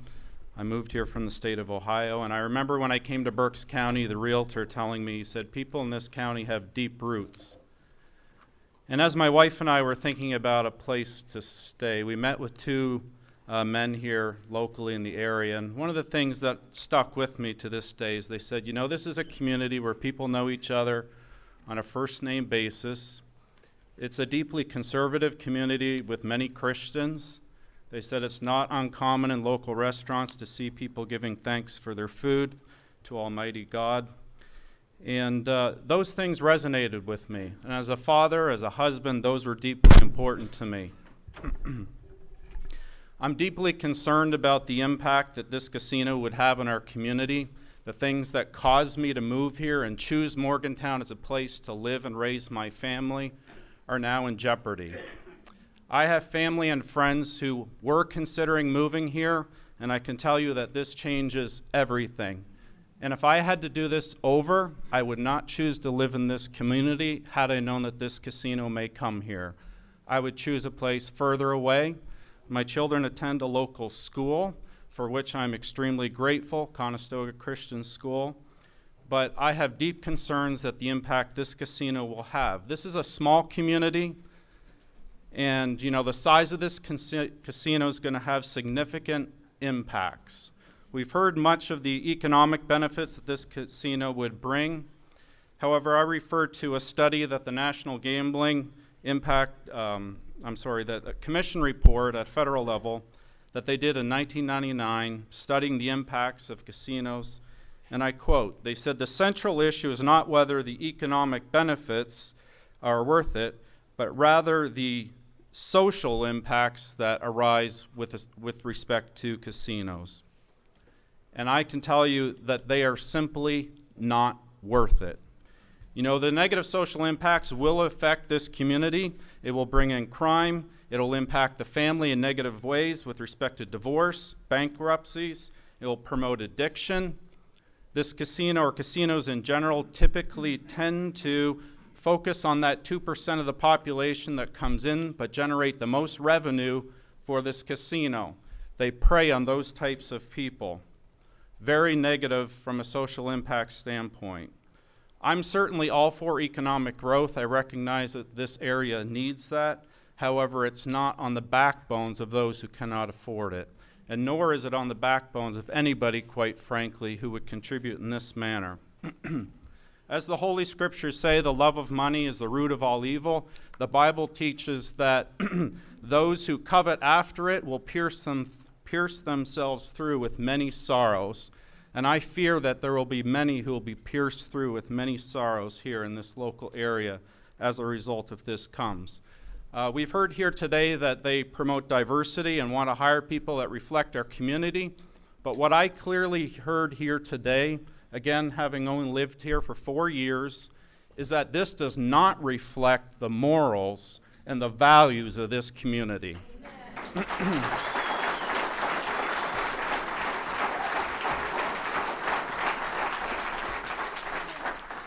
And if our visitors here today truly valued that, they would not choose to bring this casino to this local community. So I am here today, obviously, to share my perspective as somebody who's not lived here a long time. I've lived in many different places in my life, but I can tell you this will have very negative repercussions for a long time to come. It'll impact my children, my grandchildren, and you know, I've heard it said before that things have a cost. And if the cost of the local community here, if you're interested in $1.6 million, the negative repercussions that will come with that amount of money simply are not worth it, and I urge you not to do it. Thank you.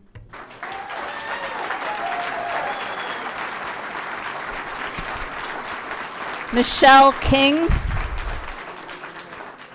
with Samuel Petersheim on deck. Good evening. My name is Michelle King with one L, last name K-I-N-G.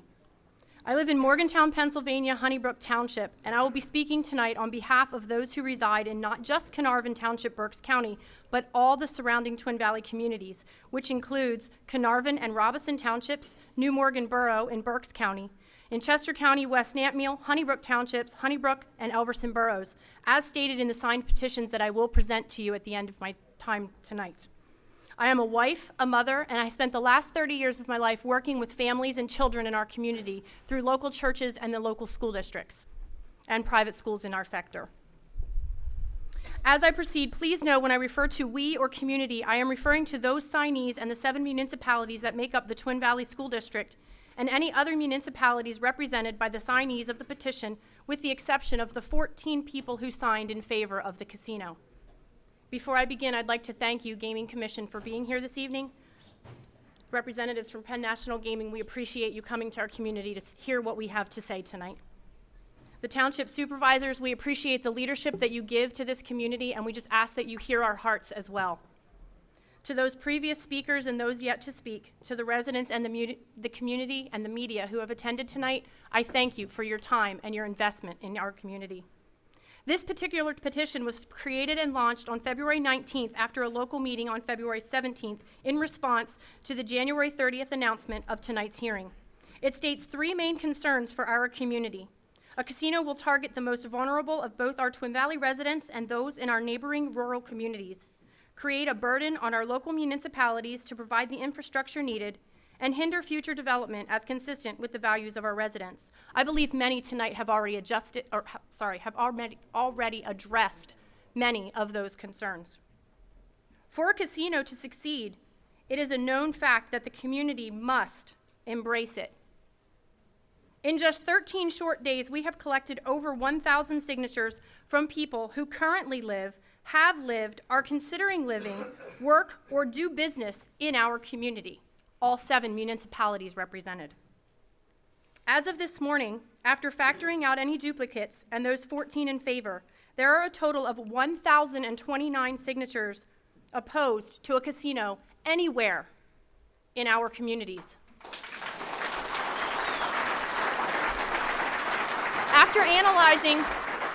After analyzing the signatures last evening, which there were many more that came in today that I did not have time to analyze, over 250 of those residents reside right here in Carnarvon Township, Berks County. 549 of those residents reside in the surrounding Twin Valley School District communities, the 7 municipalities that I mentioned earlier. Of important note, we counted each line on the petition, whether there was a husband and a wife on the same line, as one entity. So therefore, there are some entities that represent 2 people. I understand there were 156 signatures presented in favor. That is a dim comparison, I believe, when I look at it. And I believe my community members would agree that that does not speak as loudly as 1,000. A project of this magnitude, when proposed in what my most liberal conclusion is a fringe town, should involve the surrounding communities as well, and not just the municipality where the proposed development is to occur. As many from our community have already addressed most of these concerns, I would like to address something a little different after having read all the comments on the petition.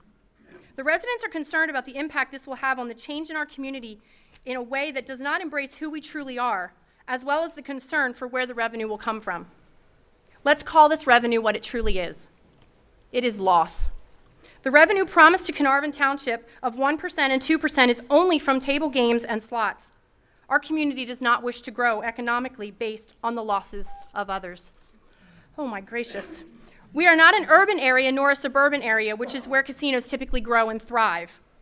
After researching our community, we do not line up with Penn National Gaming's other properties. They went to Springettsbury Township for another proposed mini casino. Their township, we must encompass all of Twin Valley community in order to compare at all to Springettsbury Township. Our community encompasses 88 miles and we are 88 square miles. We are a rural community by definition, and we are not an urban or suburban community as Reading would be. To all of those who spoke for the trades and Berks County, many of us wish it wouldn't be in Berks County at all because of many of the reasons mentioned, but we would ask that you consider not building here. Amen. And I do have that petition for you.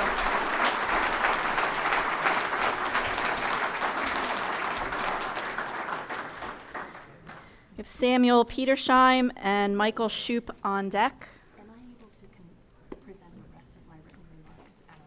Good afternoon. My name is Samuel Petersheim, last name Petershheim. Thank you for the opportunity to share. I'm a resident of Elverson, just east of here. My wife and I have 3 young children. I own property in Morgantown along West Main Street. And it's a house my great-grandfather built circa 1912. I grew up in this community. I went to kindergarten at the Carnarvon Elementary School, diagonally across the street from here, which is now an apartment complex.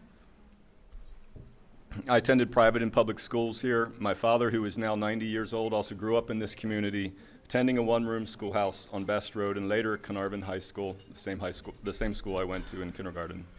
When he was between the ages of 12 to 15 years old, times were rough economically, and in the summer he boarded on a farm, working mostly for lodging and food. That farm, owned by Stephen Kurtz, was just a few hundred yards north of here, now the site of the proposed casino. During that time, he, similar to hundreds of others in the community, were learning the value of hard work, sharing with others in need, family values, honesty, trustworthiness, and being content with less than abundant wealth.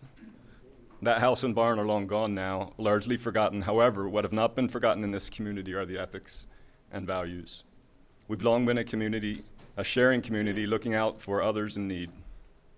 For example, the annual Pennsylvania Relief Sale held in Harrisburg, which Ms. Kelly explained, had its origins in this town, starting on the late Ralph Hertzler farm just south of here, and where the Goddard School now sits. And eventually moving to the PA Farm Show complex, proceeds of that sale have gone all over the world to help those in dire need, the destitute, the hungry, the homeless, and the most vulnerable among us. Might I also add the volunteer firemen in this community, thanking them for the work they do and volunteer work they do.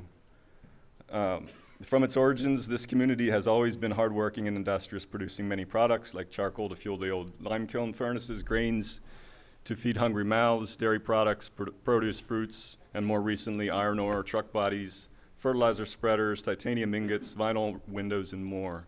What kind of product does a casino produce? Absolutely nothing. No product that creates wealth. It is simply the exchange of money from one hand to another. But put it in the simplest of terms, it's like cutting off one end of a blanket and sewing it on the other in an effort to make it longer. When looking at it from a macro perspective, nothing is gained, no wealth is being added to the Commonwealth of Pennsylvania. Now, some of you are probably thinking, well, it's in the service and entertainment sector. Well, yes, it is, but what would it bring? It would bring in a service that poses the greatest amount of risk to the most vulnerable among us, the elderly, those with low income, and the children of those who have problems with addiction. That's not the kind of risk we want in this type of community. We seek to help people with those struggles. Other jobs here have associated risks. For example, farming is considered to be a high-risk occupation, but the thing with commercialized gambling is that the risk is disproportionately higher for only one type of people over another. In that respect, you could say commercialized gambling is predatory. Our forefathers had wisdom in the founding of this state. They knew the dangers of commercialized gambling. It wasn't until recently that especially slot machines, were permitted within our boundaries. For years, they were not allowed. The metropolitan areas were mostly responsible for its legalization. Then some crazy bill was passed, from what I hear, in 2017 that required townships not to opt in, but to opt out if they didn't want a casino. It gave us only 2 months over the holiday season to respond to something that was contrary to the long-standing norm. What shenanigans. Con artistry to the highest degree and at all levels, from the legislative offices in Harrisburg right down to the slot machines that are programmed to take psychological advantage of the player, leading them to believe they're going to win big on the next play and swindling the money out of them. Because our supervisors, and thank them for their service, because they made their best decision, but it's different than the sentiment of the people here. We are imploring you to stop this type of activity from coming here anywhere else in our region, or anywhere else in our region, especially just north of here in the township that was made by the state, which someone else alluded to. Our community is not interested in an activity that poses a great risk to the most vulnerable among us. Just like that barn and house I spoke about earlier are long gone. We all too will pass away. What kind of legacy will we leave behind us? What will we be remembered for by our children? That we have allowed this type of activity to a place like this? I hope that's not what we want to be remembered for. Stop this from happening here or anywhere else in our region. Thank you. Thank you.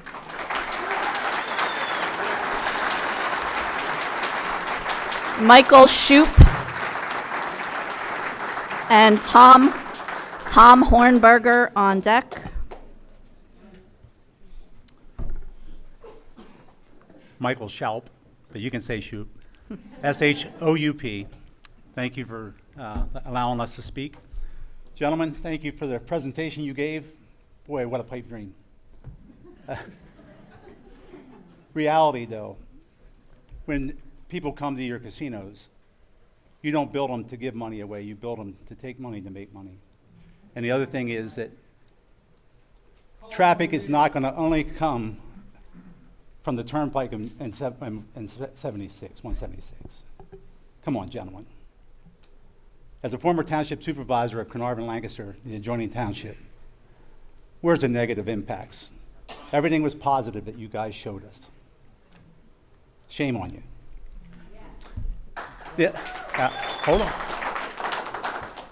One of the things that we need to do as a community, when we're a township supervisor, we're elected to serve the people, not to lord over them. We're elected to serve our members of our community. And gentlemen of the union, thank you for coming. Some of you came a distance. I know you came here in support of the casino. I think there's a lot more people here from the community opposed to it. I'll keep it short so that somebody else can have a little more time, but thank you.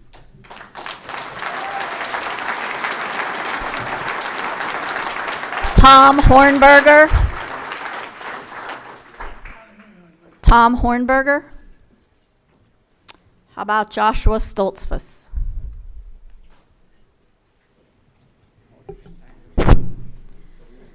With Denise Denise Harris on deck.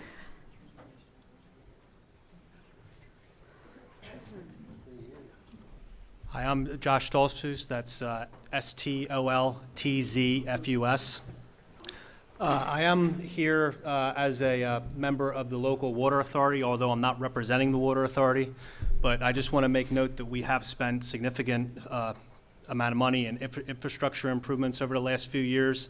And as stated in the article in the Reading Eagle on Sunday, over 19,000 gallons a day in additional usage would be a significant boost to our revenues. And there are a lot of old infrastructure in the community that needs upgrading, and that would help a lot to go towards that. That being said, I just want to make a couple of points that I've heard nobody talk about as far as traffic issues. If anybody's ever been to the Penn National Hollywood Casino in Grantville, there's a 2-lane road that goes to it off of 81, a 2-lane road. I've never sat in traffic going to that location. And also, it is surrounded by farms as far as the eye can see. So it's not in an urban area. There's not a lot of loitering. I've never seen any crime in that area. It's actually a very nice facility. There are other things to do at casinos other than gambling. There's entertainment, there's shows, there's restaurants. I've also been to the Sands up in Bethlehem, and they've done a nice job as far as improving that area as well. There's a lot of business going in there, hotels, there's an event center. You know, without those facilities, those buildings would just be sitting vacant. So I just wanted to make those couple of points. Again, I'll be short, I won't take my full time, but thank you for listening. Thank you. Denise Harris. Denise Harris. Okay, how about Brian Walls? Mr. Walls? Lisa Joy? He submitted. He submitted. Yeah. Thank you.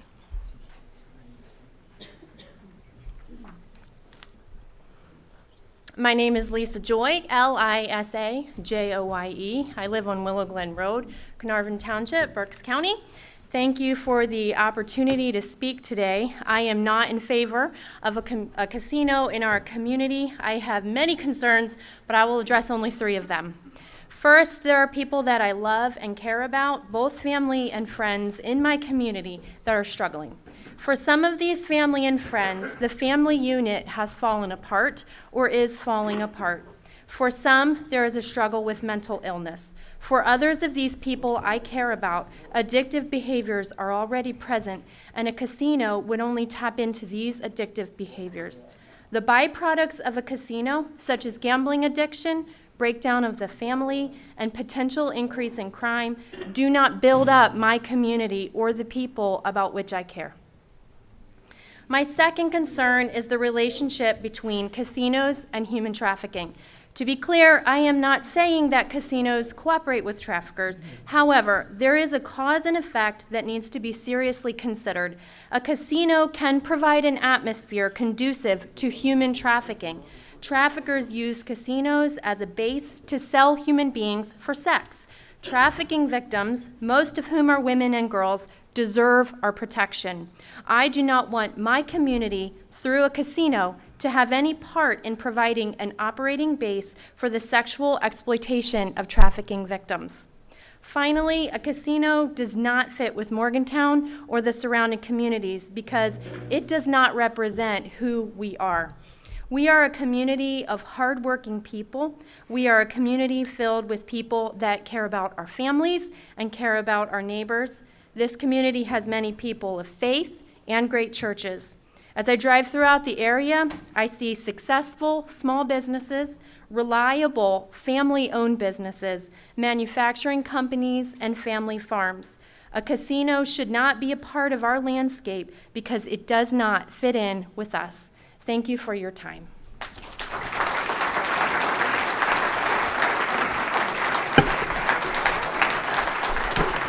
I am now to the second half of my list. As I call your name, if you could please stand to then be sworn by the court reporter. Ben Fisher, Stephen Beckman, Jeff Litwin, Stephanie Gibson, Glenn Hellman, Rachel White, Kate Schuler, Kristen Petersheim, Sean Brubacher, Eaton Hopkins, Alfred Pusey, Vernon Stoltzfus, Kay Pierce, Ivy Fasco, Kathy Marinelli, Celeste March, Joshua Pratt, and Philip Whitman. Can I have the court reporter swear this group?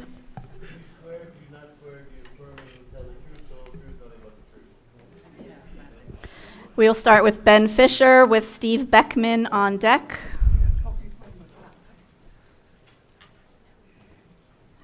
No Ben Fisher. How about Steve Beckman?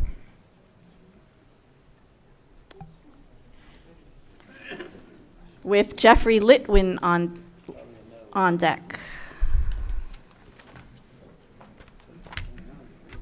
I guess we have to switch to good evening somewhere in here. My name is Steve Beckman, S-T-E-V-E-B-E-C-K-M-A-N.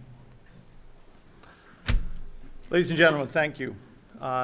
Although I would like to, I didn't come here today to beg the PGC to stop this casino, to save us. I didn't come here for that. I didn't come with statistics. I didn't come to make a morality plea. It's true. I don't want the casino.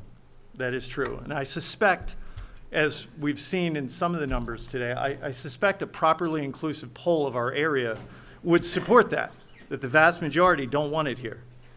But I think you're probably steeled against that, and you probably already know that. So I came here today assuming that this decision may already have been made, and I came here to tell you that we're ready. We're not in agreement. We're not supportive, but we're ready. Here's what I mean. I'm speaking today as the chair of the board of the Honeybrook Christian Academy. It's a small Christian school that meets in a church just a few miles from here, where teachers work every year without any pay to stand in the gap for students that grow up in a culture of broken homes, abuse, poverty, and addiction.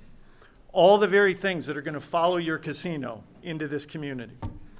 That school and others like it stands ready to care for those left in the lurch of this casino. Also speaking today is a member of Calvary Chapel of Honeybrook, which is a small church planted just nearby the school, to share the love of Jesus with a community that finds nothing but hopelessness in the shiny things of this world, which are the very things this casino will use as an advertising lure to draw people in through its doors. Everybody knows the potential things that come in the wake of a casino. Our church, and others like it, stands ready to care for those that are going to be left in the dark. I'm also speaking today as a volunteer with U-Turn for Christ, which is a discipleship and reentry ministry for men and women trapped in a never-ending cycle of addictions. U-Turn was planted here near this community to offer hope and salvation to people that have hit rock bottom. People that are ready to turn to Jesus with nothing in their hands but a broken life, ruined by the very sort of addictions that'll thrive in the shadow of this casino. U-Turn and other ministries like it stand ready to care for those left broken by this casino. But most of all, I'm standing here today as somebody that's not ashamed to self-identify as a born-again Christian. And I know well the God that saved me personally from a life of addiction. That's why I don't despair over this. See, we're ready for what's coming, not because we're good people, but because we know a good God. And if he allows this casino to come to this town, we can stand assured that he has already equipped his church to deal with it. We're going to care for people that can't be helped by any other means. the people that to all the rest of this world may be nameless, faceless, and unimportant, or how is it said? Negligible, are precisely the opposite to God.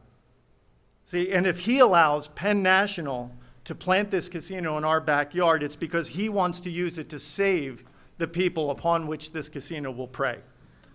To be clear, I don't want this casino here. I believe it'll forever change this community for the worse. I believe government has a responsibility to use its power to stop casino gambling, not to sponsor it and endorse it. When this casino opens its doors, it's a safe bet to me that some of my favorite local establishments are going to close theirs forever, because this casino is going to be built to keep people in, not to send them into the community where their money could do some good for us.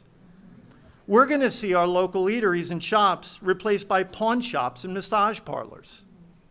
Our children growing up in what's been called the gateway to Lancaster County are going to grow up in a different kind of gateway. Addictions are going to get worse, not better. The result being what it always is, broken lives. All this collateral damage, you have the power to stop. Those that could have and should have said no to this casino are going to have to go to bed each night with the weight of that decision on their consciences. But I won't despair when it comes. I'll stand with those that are ready to care for and love the lost souls upon which this casino will prey. God loves those people enough to send his son to die for them, and that's good enough for me.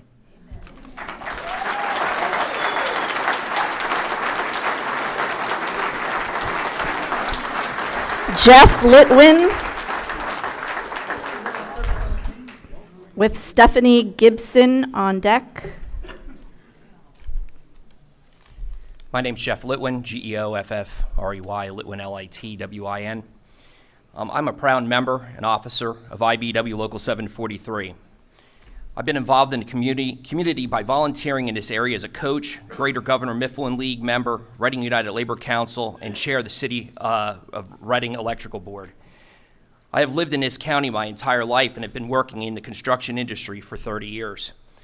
I've seen a lot of change in Berks County, and I know it's a lot of this area, but it is Berks County.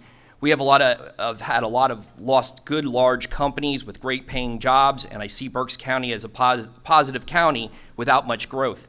Our neighboring counties, particularly Lancaster, has brought in business, entertainment, a job surplus that brought a construction boom and a flourish of skilled workforce that we have not seen in our area. This casino will create 275 construction jobs as well as 250 permanent jobs, as we repeatedly hear. With the approval of the gaming license, this local community as well as the county will benefit with an increase of local business and tax revenue. The community can use this revenue as they see fit to better the community. The casino is an entertainment investment in our community that will attract revitalization to local business and restaurants. This could help Berks County and the surrounding communities revitalize and flourish again. With the proposed casino so close to the Turnpike exit, it really shouldn't have much issue on the traffic burden. The site is also very close to town and can draw new people to the businesses and the culture of the area. When I coached softball in this area, I frequently patronized this town's local business and restaurants, but nothing in the last few years has drawn me to this wonderful community again. I know myself and my family will visit this casino and will make a point to visit the local businesses and restaurants I have patronized and enjoyed in the past.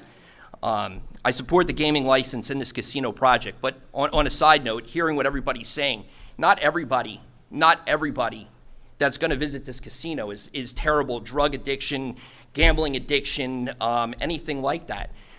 The construction workers, somebody had mentioned earlier that it brought drugs, violence, crime, whatever it is. We are members of the community as well, and we are your coaches. We're your Boy Scout and Girl Scout leaders. We're everything in your community. We're also part of it. So I just, on a side note, it kind of disturbs me that because we didn't choose an office job or something in that aspect, construction workers and the apprenticeships that we've done, we've turned people that really didn't have an opportunity in life and gave them a very good opportunity for a career. So I thank you very much, and I support the casino.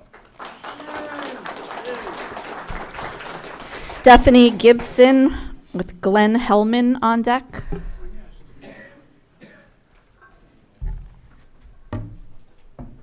My name is Stephanie Gibson.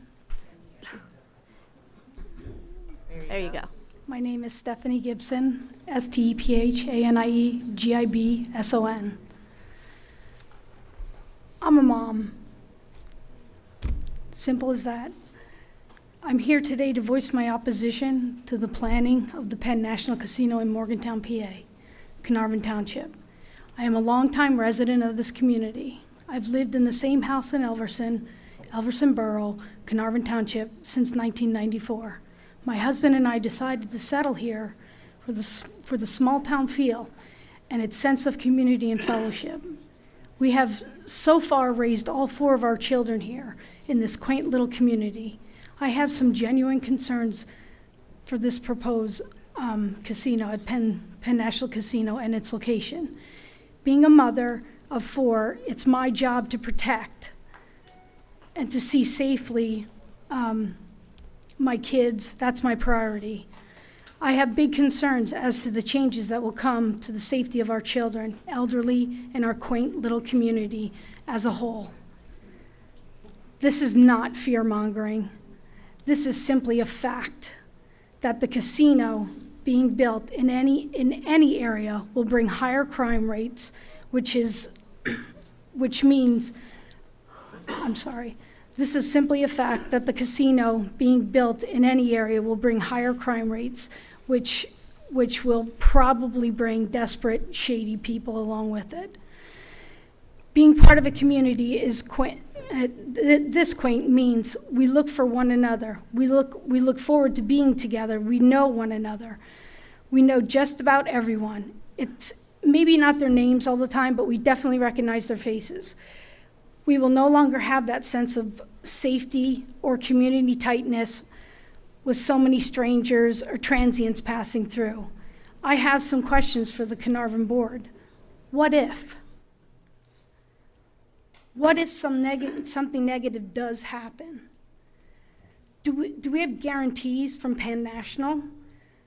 Do we have guarantees from the Carnarvon Township that safety will be top priority for our quaint community, no matter the cost? How will situations be handled? Do we have guarantees that the provisions will be made for those individuals that had a negative impact due to the casino? Will the Penn National officials or Carnarvon Township give help to those who may become desperate due to their lifestyle, or these people become poor, unfortunate souls with nowhere to turn except our quaint little community? Why did Carnarvon Township opt in before the community had a chance to read, understand, and digest this huge risk and undertaking to our community? I have read multiple articles on communities before and after casino life. All pretty much say the same thing. Crime goes up, and it's the community that suffers, not the casino. Penn National has plenty of money to protect itself from who is going to protect the community and its citizens who have lived here most of our lives? Who is going to make sure your sons and daughters don't become part of the problem or a statistic or a victim? Who is going to make sure? What about the community pool right next door? Who's going to protect all those children swimming, having a fun, oblivious time with their friends while someone next door is watching them? What if the casino fails? Who will protect the community then? Does Penn National or Carnarvon Township have a plan B? This community needs to be protected whether the casino goes in or not. This community needs guarantees in writing for all the what ifs. National Penn, you're absolutely correct in your research. You did a great job. This small town and community is the perfect place to plop a casino. It's open, underdeveloped, quiet, quaint. Major highways dump you right to the mouth of the proposed lot. Plenty of room for growth, and you have enough money to push the deal through because not many will argue, or at least you thought. After all, think of all the new businesses and the money brought in the area, or at least you think they'll come. This is a huge win-win for Penn National, but for Carnarvon Township and its quaint little community, we worked so hard to keep all these years. Ms. This will be a Gibson? huge loss. Ms. Gibson, your time is up. If you'd like to submit I your am the one comments. concerned. I am one Ms. concerned Gibson? mom, but I know I speak for many Ms. Gibson, who just can't speak publicly. we will now We do not suspend the want this hearing. casino.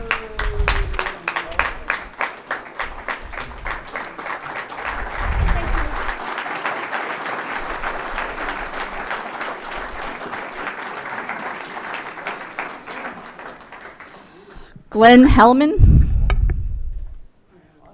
Glenn Hellman. Rachel White.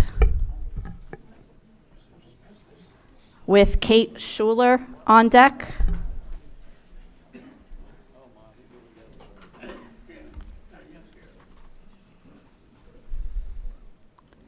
Good evening. My name is Rachel, R-A-C-H-E-L, White, like the color.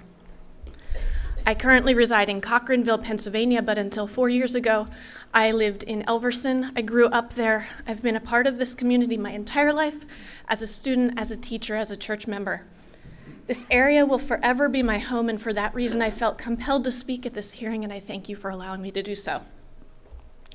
I oppose the casino for many reasons, but I will address two of them today: local commerce and culture. I am in full support of developing the township in a way that will provide more revenue and jobs. I want to see Morgantown and the surrounding area flourish, but I believe there are much better ways to do this than by building a casino. We need to flourish, but a casino is not that option. The economic benefit being touted most that I've heard, is that a casino will revitalize the township. I believe there are circumstances when casinos revitalize townships. I do not believe the proposed Morgantown casino is one of those cases. Alan Malik wrote an article, Casinos in Cities, Can They Live Together? It outlines the ways to maximize casino benefits in a township.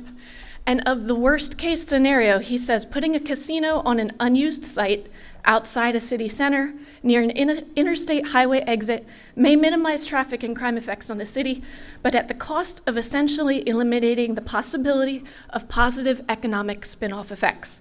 This is exactly what Penn National is proposing. The impact study says the traffic study commissioned by Penn National has identified the majority of trips associated with visits to the casino will be accessing the interstate on-off ramps of I-76. Casino visitors will not leave to look for entertainment in Morgantown, nor will they pass local businesses on the way in if the impact study is as they say. And if it is not, then it will significantly impact infrastructure. Since the casino will include a restaurant and food court, there will be no need for visitors to leave the casino to find food. We have a great deal of locally owned restaurants. These restaurants will most likely lose local customers to the casino eateries. However, more concerning to me than the questionable promise of economic stimulus is the almost certain erosion of the fabric of this community, which I believe the purpose of this meeting is to assess whether this is an appropriate place for the casino, whether it matches the community, and it does not. There's a rich history in our community of neighbors helping neighbors. This is publicly demonstrated through organizations like the Twin Valley Food Pantry, U-Turn, which was mentioned, Neighbors Caring and Sharing, and the free counseling and numerous support groups offered at various churches. A casino would be in stark contrast to this heritage, which has been mentioned over and over tonight. Even teenagers can see this contrast. I'm a teacher, I'm a math teacher, but if there are significant events happening locally, nationally, or globally, I share them with my students to help them remind them that they're part of a larger community. Last week I mentioned that to my high school class that the township would be holding a meeting to discuss the possibility of a casino coming to Morgantown, and their collective immediate response was what? A casino in Morgantown? That doesn't fit, that doesn't match. It's Amish community here. If 15 and 16-year-olds can immediately see the incongruity of bringing a casino here, then the Gaming Control Board must seriously consider whether a casino is in the best interest of this community. We are a community built on hard work and caring for one another. Casinos do not foster that kind of fellowship. Rather, they encourage isolation and deception through slot machines designed to trap people into their world, card tables that designed to make you suspicious of everyone else. None of that matches the ideologies of the Tri-County area. Since childhood, I have valued the small town feel of Morgantown, Elverson, and the surrounding communities. Growing up, we never locked the car doors when we were at local places. We even left our keys in the car at home because there was no threat of theft.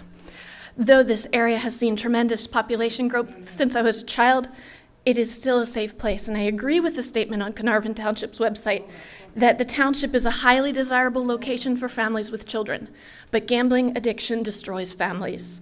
With a national rate of approximately 2 to 3% of the population having a gambling problem and 750 proposed slot machines, the proposed casino will have about 20 problem gamblers each time they're at maximum capacity.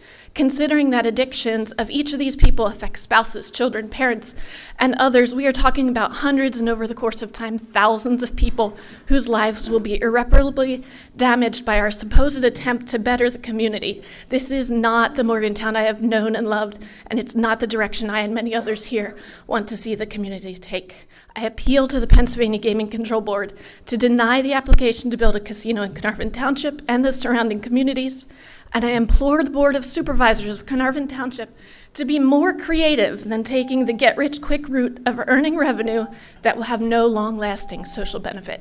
Thank you.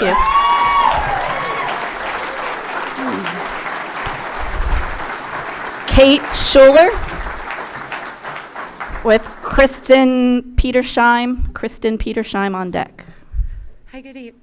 Can you hear me? Good evening. I am Kate Schuler. I am a resident of Morgantown, Carnarvon, Berks County. Casinos are often sold to the public as a net positive for tax revenue generation, job creation, and economic development. However, the experiences seen in areas such as Atlantic City and Camden do not fully support the thesis that legalized gambling offers much economic benefit to the local community. Instead, we know there will be real law enforcement and societal costs that will be borne by Morgantown taxpayers and our children. We will have to face the inflow of criminal elements and cope with a quantifiable increase in drug addiction, organized prostitution, and human trafficking. These costs will likely be substantial and require community, Commonwealth, and NGO resourcing. Of particular interest to me is the need to prepare an organized response to the trafficking of humans into communities following casino constructions. There is a growing body of research which clearly connects casinos and the sexual exploitation of underage youth. Youth Spark is a leading nonprofit dedicated to rescuing youth at high risk of exploitation. They posted an article on February 8th of this year from Dr. Alex Trudeau. The study was conducted in the metro Atlanta area. He stated law enforcement agencies, victim service providers, and public policy advocates have been working closely together over the last decade to combat the problem of child sex trafficking in Atlanta. While we understandably sympathize with and focus our attention on the young victims of trafficking, the underlying problem facing our region has less to do with children and more to do with the men who offend them. Because child sex trafficking is a transactional form of child abuse, we must evaluate its causes and solutions from an economic framework where the supply is trafficking victims and the demand is men who buy them for sex. In this framework, there will be more victimization if there is more demand. Conversely, the only way to reduce victimization is to lessen demand. It's through this economic lens that we can say with near certainty that adding casino gambling will increase sex trafficking to one degree or another. One source reference for this conclusion was the result of a fascinating study conducted by the University of Nevada, Las Vegas. The study surveyed over 6,100 members of the general public residing in the greater Las Vegas area. An analysis of the survey clearly provided significant results that patrons of casinos were 17% more likely than the average survey respondent to have paid for sex in the prior year. The problem gamblers were 260% more likely to indulge in this unsafe behavior. This connects prostitution and gambling and explains why prostitution rates skyrocket near casinos, with human trafficking as an inevitable byproduct of the need to bring supply and demand into the casino.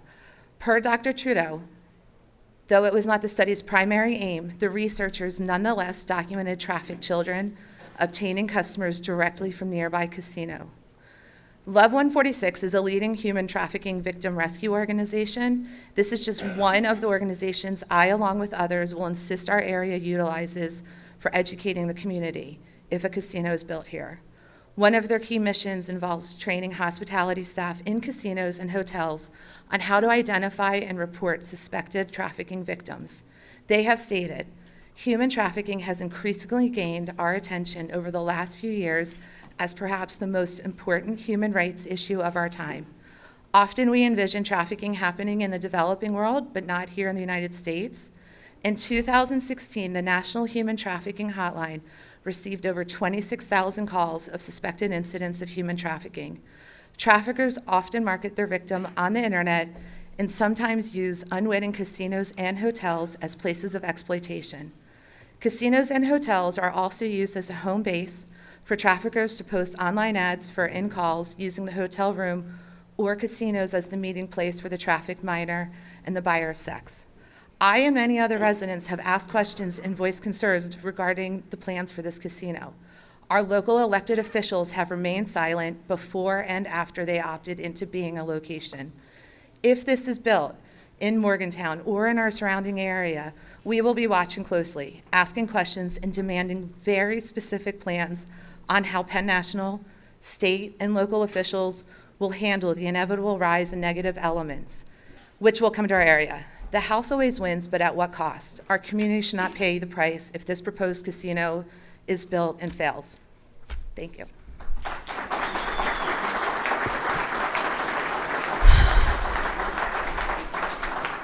Kristen Petersheim with Sean Brubacher on deck. My name is Kristen Petersheim, Kristen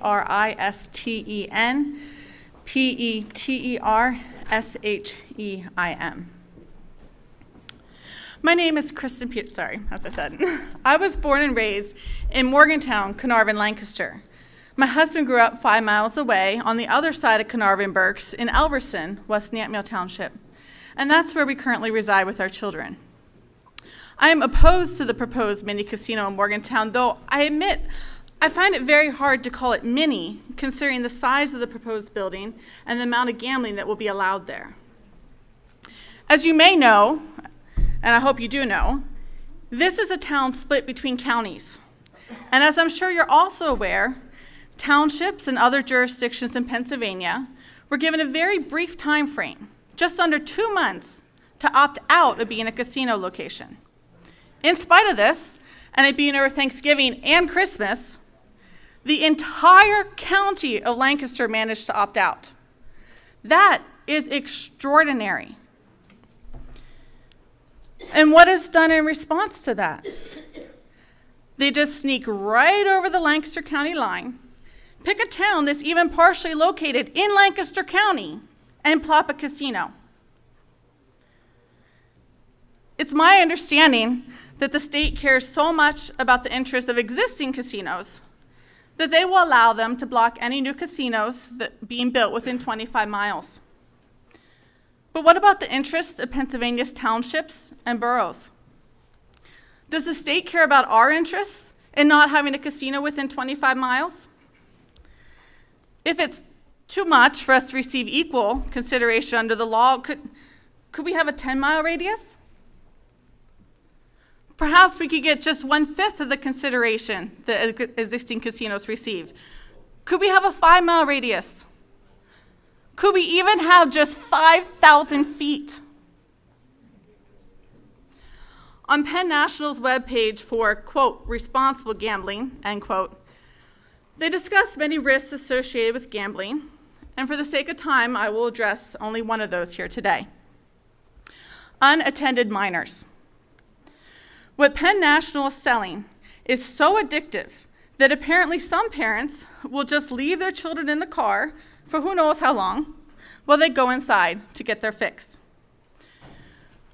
We don't want a business selling something so dangerous that they have to have special policies in place to try to prevent the abuse and neglect of children that would otherwise occur. Why is this something we want in Morgantown? Why is this something we want to endorse in exchange for the promise of maybe lower taxes? And even so, that's not money I would want any part of. In the November 18 edition of the Pottstown Mercury paper, Jeff Morris of Penn National is quoted as saying, quote, "The proposed 80,000 square foot facility will be visible as vehicles approach from all directions, end quote. Visible from all directions. I know some regions might love the Hollywood feel, but that's not the kind of landmark we want. A casino is not a good representation of our community, as I know you've heard today, and it is not what we want for our signature business here. We oppose this because we love our community, we love our neighbors, and we even care about our fellow Pennsylvanians traveling by on the turnpike. The excuse, it's just going to happen somewhere, so we might as well get some money from it, just isn't good enough. We are a better community than that, and I would ask that this board consider the interests of the people that live here and what we want for our home area. We are not opposed to all development, but we are adamantly opposed to this one. Thank you very much.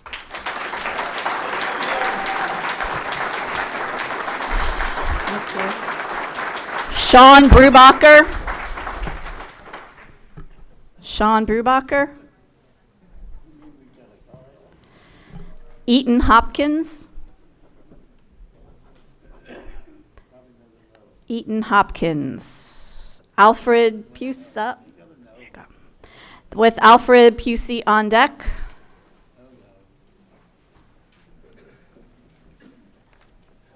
Eaton Hopkins, EATON, HOPKINS. Thanks for having me. One of my many concerns is the significant amount of disruption that this potentially will have. There's a very quickly, in this area, there's a very quickly growing wave in the community that is strong, that is in strong opposition to the casino. It's really just starting to get organized, as you can see tonight. I'm concerned about taking a nice, quiet, family, tourist-attracting community and now putting us on the map and the news because of protests and picketers during the construction process, and if it's built, even after the casino opens. There's a quiet but exponentially growing resistance on the ground that will not let this go even after this meeting. That resistance feels like the whole process has frankly been underhanded from the purposeful, under-the-radar approval process that almost no one locally knew about, to scheduling a meeting at 4 o'clock on a Monday afternoon that would be very difficult for many people that work for a living to get to. As a result, people that typically quietly go about their business are, quite frankly, worked up and organized in opposition. Based upon conversations, meetings, conference calls, etc., that I've had that have just started in the last 10 days, the opposition that's here is insignificant compared to what is coming over the weeks and months ahead. Many people who are up in arms about this casino in their backyard were unable to be here because of jobs and other obligations, but nevertheless plan to be very much involved in the public opposition moving forward. Money's starting to be raised and coming in at a rapid pace. Organizing has just begun to start a major ground campaign against the casino. This is not what we want in Morgantown. What a contrast to the red Amish Mennonite schoolhouse tourist information center that's only a few miles up the road. If you have to have another casino in Pennsylvania, I would respectfully ask the board to consider putting it well outside this and other family-oriented residential communities. And I appreciate your time, and I'd also like to point out, if I have a minute, I think most of the opposition tonight was not from this area. They might be representing people that want to come here and work. They might be from the Reading area, a lot of Reading Chamber of Commerce, Reading business people, Reading union officials, which I appreciate the union. I appreciate you guys being here. But the people who were supporting this casino tonight here at this meeting, I would venture to say, don't actually live here. This isn't Reading. If you look at a map, this is the most southern part of Berks County. This is way more like Lancaster County than frankly, than Reading is. So if the people that are kind of from Reading want the casino, put it in Reading. Don't put it here.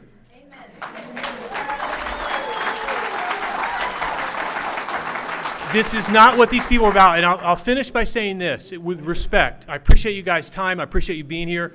I would think that part of your job is to represent and vote fairly, or however the decision's made, based upon the desires of the people that live in the community. Quite frankly, not the desires of Penn National.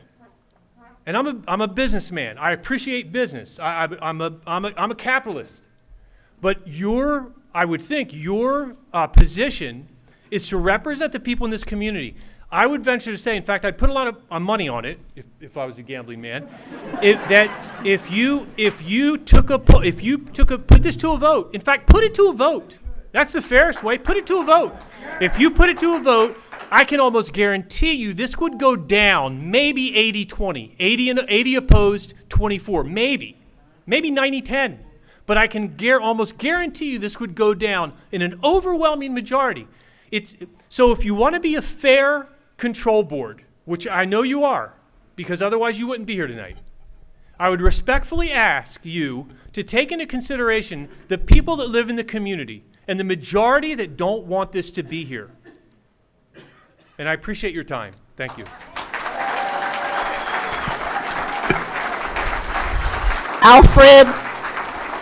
Alfred Pusey with Vernon Stoltzfus on deck.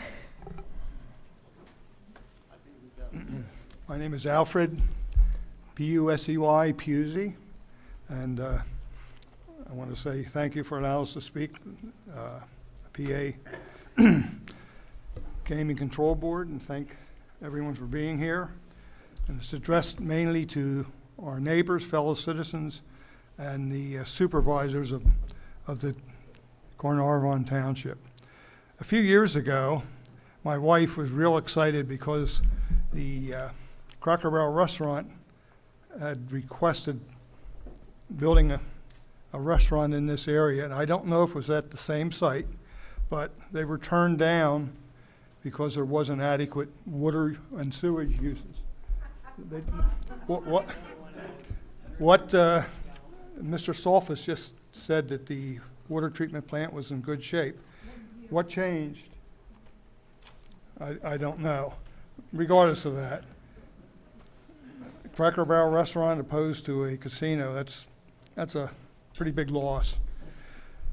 And the second thing I wanted to say, what about the police force? Will it need to double? And if it needs to double, what will the cost be? How far into that $1.6 million will that? I don't know what a police officer receives nowadays, but I'm sure it'd be 60, 70,000, I would think. And then the extended EMT services would really eat into that. It's not a big win. Well, like others, my neighbor that talked, Mr. Kurtz, and others, we live on Maple Drive, which is against the turnpike, looking at where the casino is. And we're going to see this for miles. You're not going to put a wall up and a sound barrier along the turnpike? That's, I'd like to move if that's the case. Anyway, when we moved here 28 years ago, Morgantown was a quiet Christian community. The hardest thing we had about moving here was learning how to enunciate a large family here, the Stoltzfus family. Well, anyway, regardless of that, with all the problems and moral issues that a casino would bring, I don't think it's an asset for this community. I heard a couple statements by other people, and I got on the internet the other day. I didn't prepare this weeks ago. I just prepared this week. But maybe as concerned citizens, we can get enough signatures, which may already be started. We could have a referendum, and if you get enough votes, they would have to be voted by the citizens at the next election. That would be the best thing to do. Thank you. Vernon Stoltzfus with K. Pierce on deck. Hi, my name is Vernon Stoltzfus, VernonStoltzfus. My wife and I have 4 kids, and we both lived in the area all our lives. I find this whole idea of putting a casino in our community very troubling because of the many negative effects it has on individuals and families. Let me list a few. Pardon me. Increased rates of unemployment, bankruptcy, increased alcohol and drug abuse, poor mental and physical health to individuals and families, child abuse, neglect and abandonment, depression and lack of productivity, and prostitution. So the question I have is, why do we want to do this? Do we really want to sacrifice the mental and physical and financial well-being of our kids to whatever jobs and tax revenue that we might gain from this travesty? I'm concerned that bringing this kind of business into our community will have adverse repercussions to our youth, who are already struggling to find their way in life. Is putting this casino in our community the best our local government and state of Pennsylvania can do to contribute to helping our youth grow up to be responsible and productive human beings who give back to society? Why do we even consider allowing a facility to open in our community that preys on individuals that are vulnerable to making bad choices? I strongly believe that if we allow this casino to open in Morgantown, we in our community and our children will pay an immense price in the decades to come. I respectfully ask the Gaming Control Board of Pennsylvania to reject the license of this facility, and may God help you do the right thing. Thank you. Kay Pierce with Ivy Fasco on deck. My name is Kay Pierce. That is K-A-Y, and it is pronounced Purse. That's P-E-I-R-C-E. I live in Elverson, and my husband is a construction worker. He travels for over an hour, sometimes an hour and a half, to go to work. I travel 45 minutes to go to work. I would love to be home every night to cook dinner for my family, and sometimes that's difficult because we travel so far for work. I would love to have a job close to home.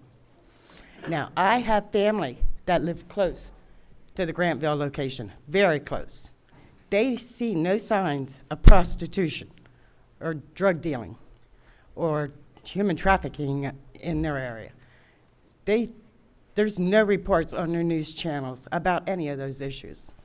And I have news for this community. We have a drug problem already. We have a gambling problem already. We have human trafficking in this area, and I am well aware of that. Do I think the casino is going to bring more? I'm not sure. I'm not guaranteeing anything.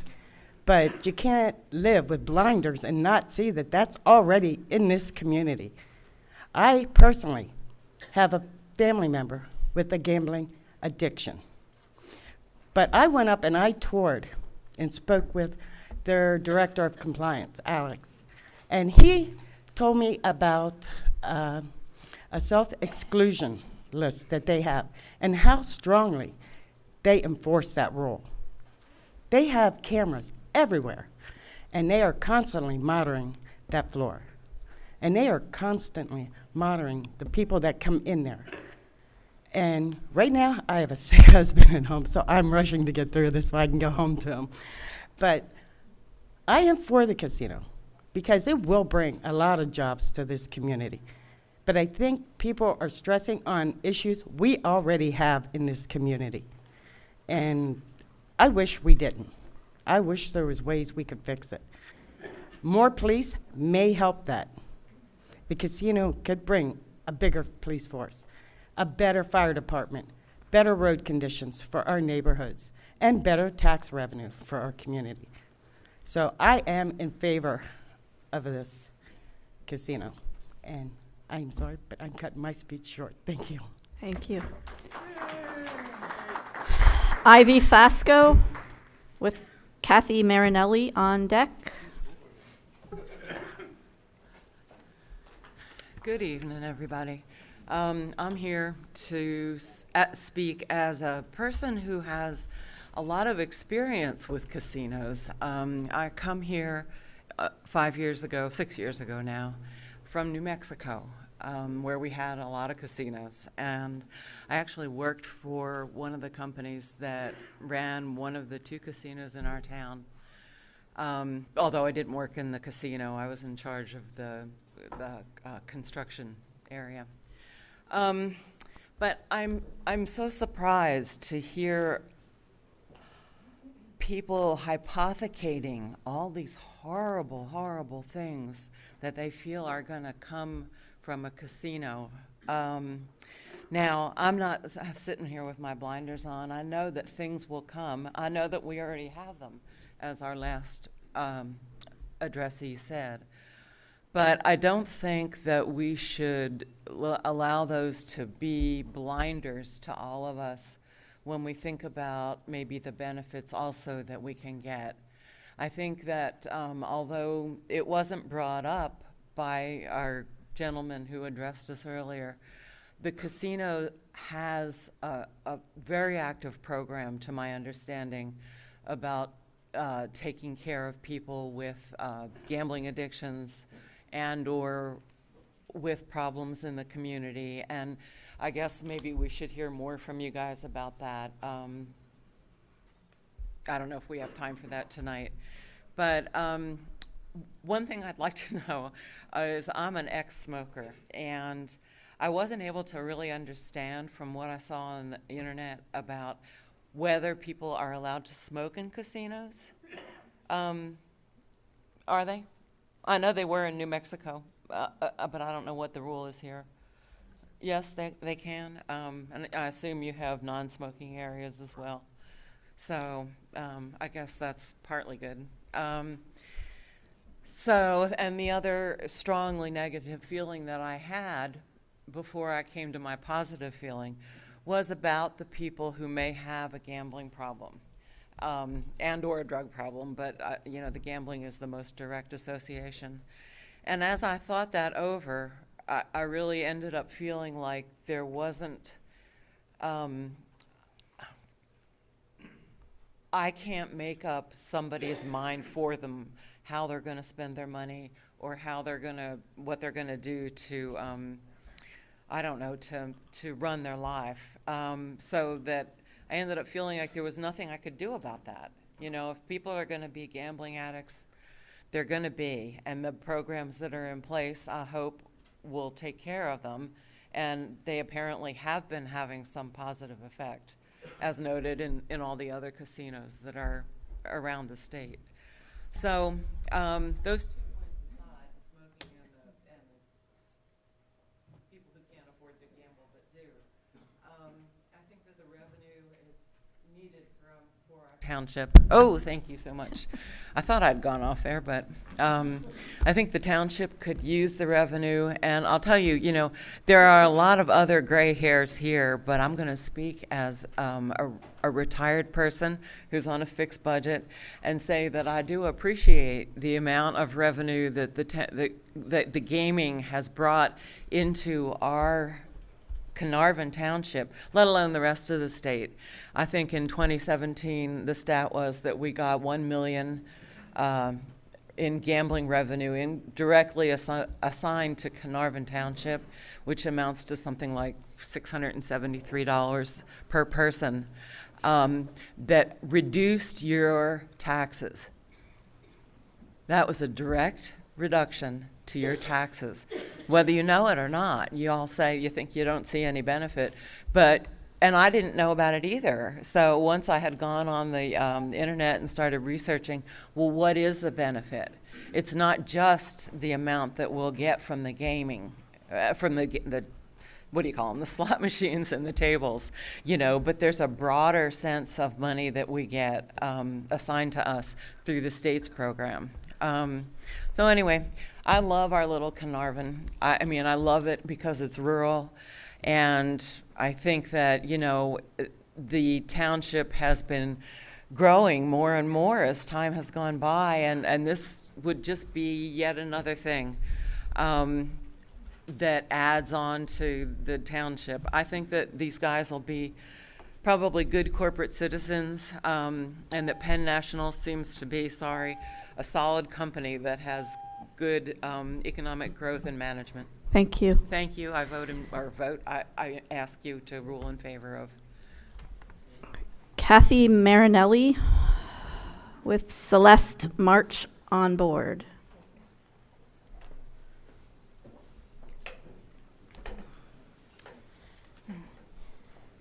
Hi, my name is Kathy Marinelli. That's Kathy with a K, and Marinelli is M-A-R-I-N-E-L-L-I. Thank you for allowing me to share my thoughts. My husband and I have lived in Morgantown now for 15 years. Prior to that, we lived in Westchester for 22, and before that, Delaware County. Many, many times since we moved here, we've said, we should have moved here sooner. We love it here. It's been a joy to live in this beautiful area with open farms and the kind, God-fearing people, and we're just grateful to be here. 8 years ago, God spared my husband's life with a heart transplant. We were in and out of Philly many, many times. And as I sat in waiting rooms and was asked where I lived, I would proudly say, in the country, in the Amish world, between Reading and Lancaster. I said many people were jealous of me when I would tell them that. And they'd say, oh, I wish I lived there. Now, if this goes through, maybe I guess I'll have to say, I live at the Turnpike exit with all the casino billboards and the lights. That won't go good. Anyhow, I have a question and a couple comments. My question is, how can such a controversial project as a casino come here without a vote by the community it will impact? I understand there was over 1,000 similar communities across Pennsylvania that opted out, and they didn't open the door for this kind of business. Why didn't they do that? Is there some negative issues that they face that we're ignoring here? So I ask, would we dare put the hope of revenue above what's the best interest for our families? My comment comes as a grandmother of 5 precious kids, and one who's very concerned about the children in this area. For the last 14 years, I've had the privilege of teaching a Bible club every week at our local Twin Valley Elementary School. My heart as a Christian is to teach the kids that God loves them and to encourage them to live honest, respectful lives. Just this week in club, I had to emphasize that it was wrong to take something that doesn't belong to you. I told them that's stealing. They need to work hard and do their best in school so someday they can earn money to be able to have the things they want or need. I think, isn't gambling a form of theft? I've even heard that slot machines are sometimes called a one-armed bandit. So what does gambling teach kids? Because kids are my heart. Is it that they can get rich quick? When they see their parents go gambling, what lessons do they learn? And when their mom and dad waste money at a casino and the funds just aren't there for such things as a sport team or karate or music lessons or other things, what are the kids learning? Many, many lower income families live paycheck to paycheck. I'm sorry about that. They're the ones most hurt by gambling. Just because something's legal doesn't mean that it's good or it's wholesome. And just because we have an empty lot right by the turnpike, right next to a swim club for children, I might add, it doesn't mean that a casino is the best use of this country, of this land, for this beautiful area. So I ask in closing, are our decisions about this casino based strictly on money? Scripture says that a wise man builds his house upon a rock. Building a casino surely is building on sand. Others have already addressed all the casino issues of crime, drugs, drunk driving, bankruptcy, depression, etc. But I ask you, for the sake of our kids, our children, consider the effect this could have on our families. I hear the concerns expressed by fellow citizens in this fine community, and I strongly ask you, please, deny the request of National Penn Gaming to have this located in Morgantown or any of our nearby areas. Thank you for listening.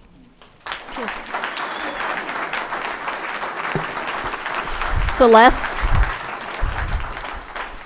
March with Joshua Pratt on deck. Hi, my name's Celeste March. It's CELESTEMARCH, like the month. This is a side note. Just as I've been taking stats for the individuals that have spoken, I have note that of those that spoke, there were 4 supporters, 2 of them being union, 2 individuals, and 18, including myself, that went against. So at this point, I would say we're significantly against as individuals speaking. Also, mine's short and sweet, so it won't be long. I've resided in this community for the last 30+ years. I lived in Elverson Borough for 15 years before moving to Carnarvon Township for the last 16 years. My husband and I chose to raise our 4 children here because it's a community rich in history, deep in faith, and surrounded by farmland. I am not a dynamic speaker or even a good speaker, but I am here today because we are so strongly opposed to having a casino 3 miles from our home. We're just wondering how 5 people made such a rash decision for our community of 4,000. The deal to welcome this community, or the deal to welcome this casino to our neighborhood without soliciting the opinions of the residents is incomprehensible. I am a former Elverson Borough Council member and made sure that any decision I voted on was informed by finding out what our community at large thought about that particular subject, as I felt I was elected to represent my constituents, not myself. How all 5 supervisors unanimously voted for a casino in our township is mind-boggling. Apparently, they did not consider those of us who might have opposed the casino in our town. A supervisor or 2 should have spoken for those that were opposed to the idea, but I guess they didn't know because they never asked us. This decision seems to have been made behind closed doors without any public input. There should have been a well-advertised public meeting like this before making any quick decisions. At this point, it is an uphill battle.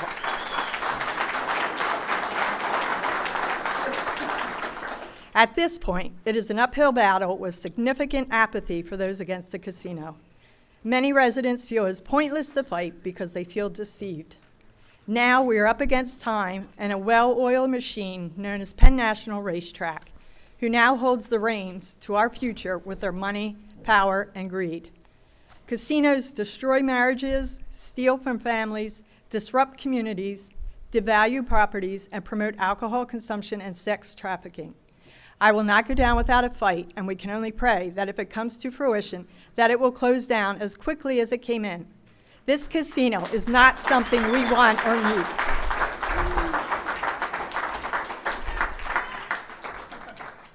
Thank you.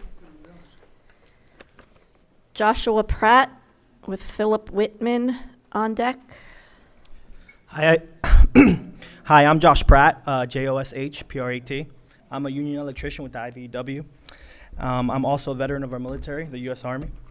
I come here in favor of the casino. Thank you. I come in here in favor of the casino. A lot of opinions and facts are shared here today, and I have to be honest, a lot of energy is opposed gambling. A simple Google search will show that only 6.6% of North Americans are pathological gamblers. The community is worried if their children will be affected. I have 2 children myself, ages 5 and 7. Are we raising our children in the casino parking lot? I don't think so. Tablets and electronics are where you should point your finger at that disrupt your kids' lives and make them make bad decisions.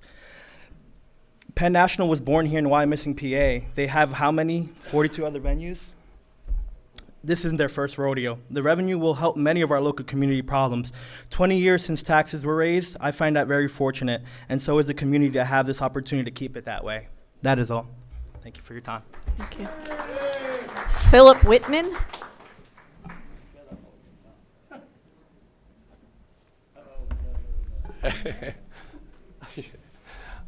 Everybody take a deep breath. Okay, this is the one you've been waiting for, the last one. Not me, but the last one. Okay, I also don't have a voice, so I'll talk into this.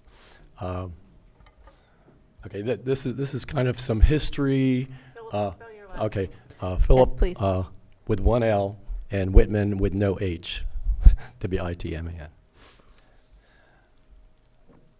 I grew up in Morgantown in the 50s and 60s. Get this closer. In the 50s and 60s, and as any community, growth is expected and normal. I remember when a steakhouse came. I don't know if any of you here. It was the talk of the town. It's currently a nursing, it's a nursery school. It also, before it was a nursery school, after the steakhouse left, it was it had been a church, but it had also been one of the grades for Twin Valley. They called it Hamburger High or something like that at the time. Along with McDonald's, the talk was, if we only had a Pizza Hut.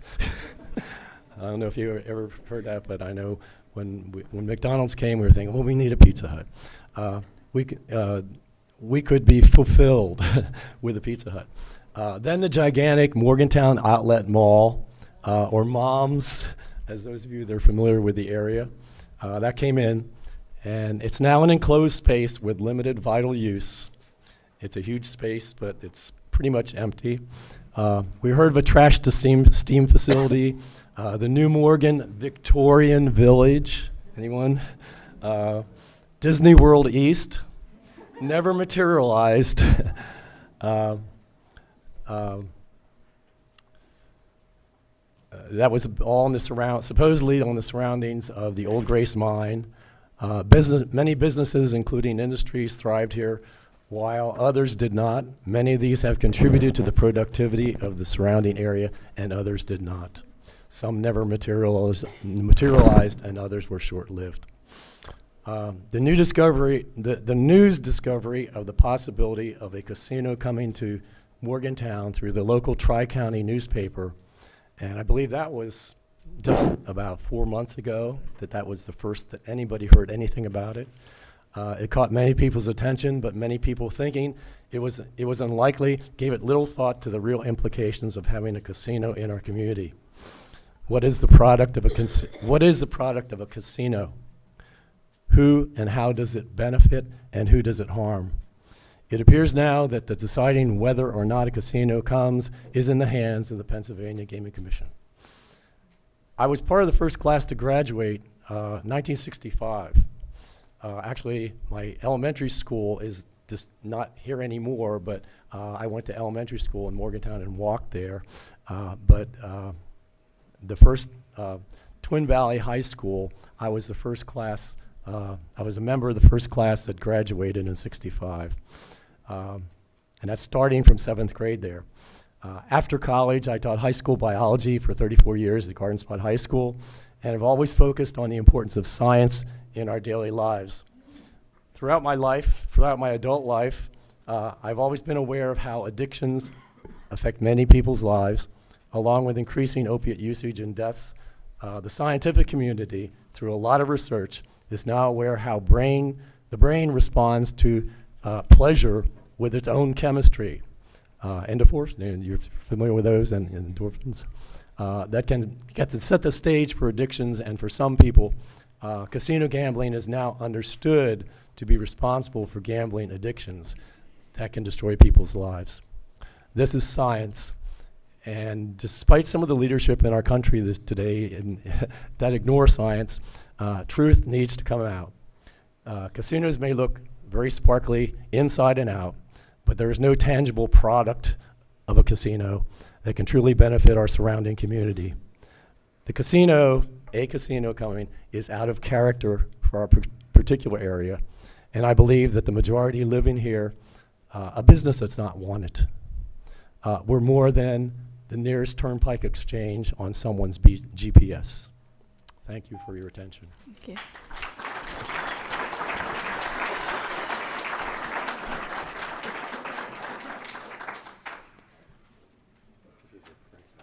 Okay, thank you. So this is the last call for Tom Hornberger, Denise Harris, Brian Walls, Glenn Hellman, and Sean Brubacher. Okay, with those, that concludes the. One point of information, just procedurally, if I could. Yes. Can you just identify yourself? Adrian King. Counsel for Penn National. Our first community speaker, Mr. Rohr, raised the issue of redactions to our application to the board. The applications are redacted in a standard form following 1206F of the Gaming Act with respect to confidential information. It's a standard approach which the board puts in place. He specifically called out the question with respect to bribery. I want to firmly put on the record that our answer to that question is no. And if the board wishes to release that one question, the answer to that question, we have no objection to the same. Thank you. Thank you, Mr. King. The board has also received written comments. We have received 53 in support and 18 in opposition at this point. And we also did receive the 2 petitions that were again submitted today. All of these written comments, as well as what was presented here today, will be put up on our website at some point in the next few days, as will the video of this presentation and the PowerPoint.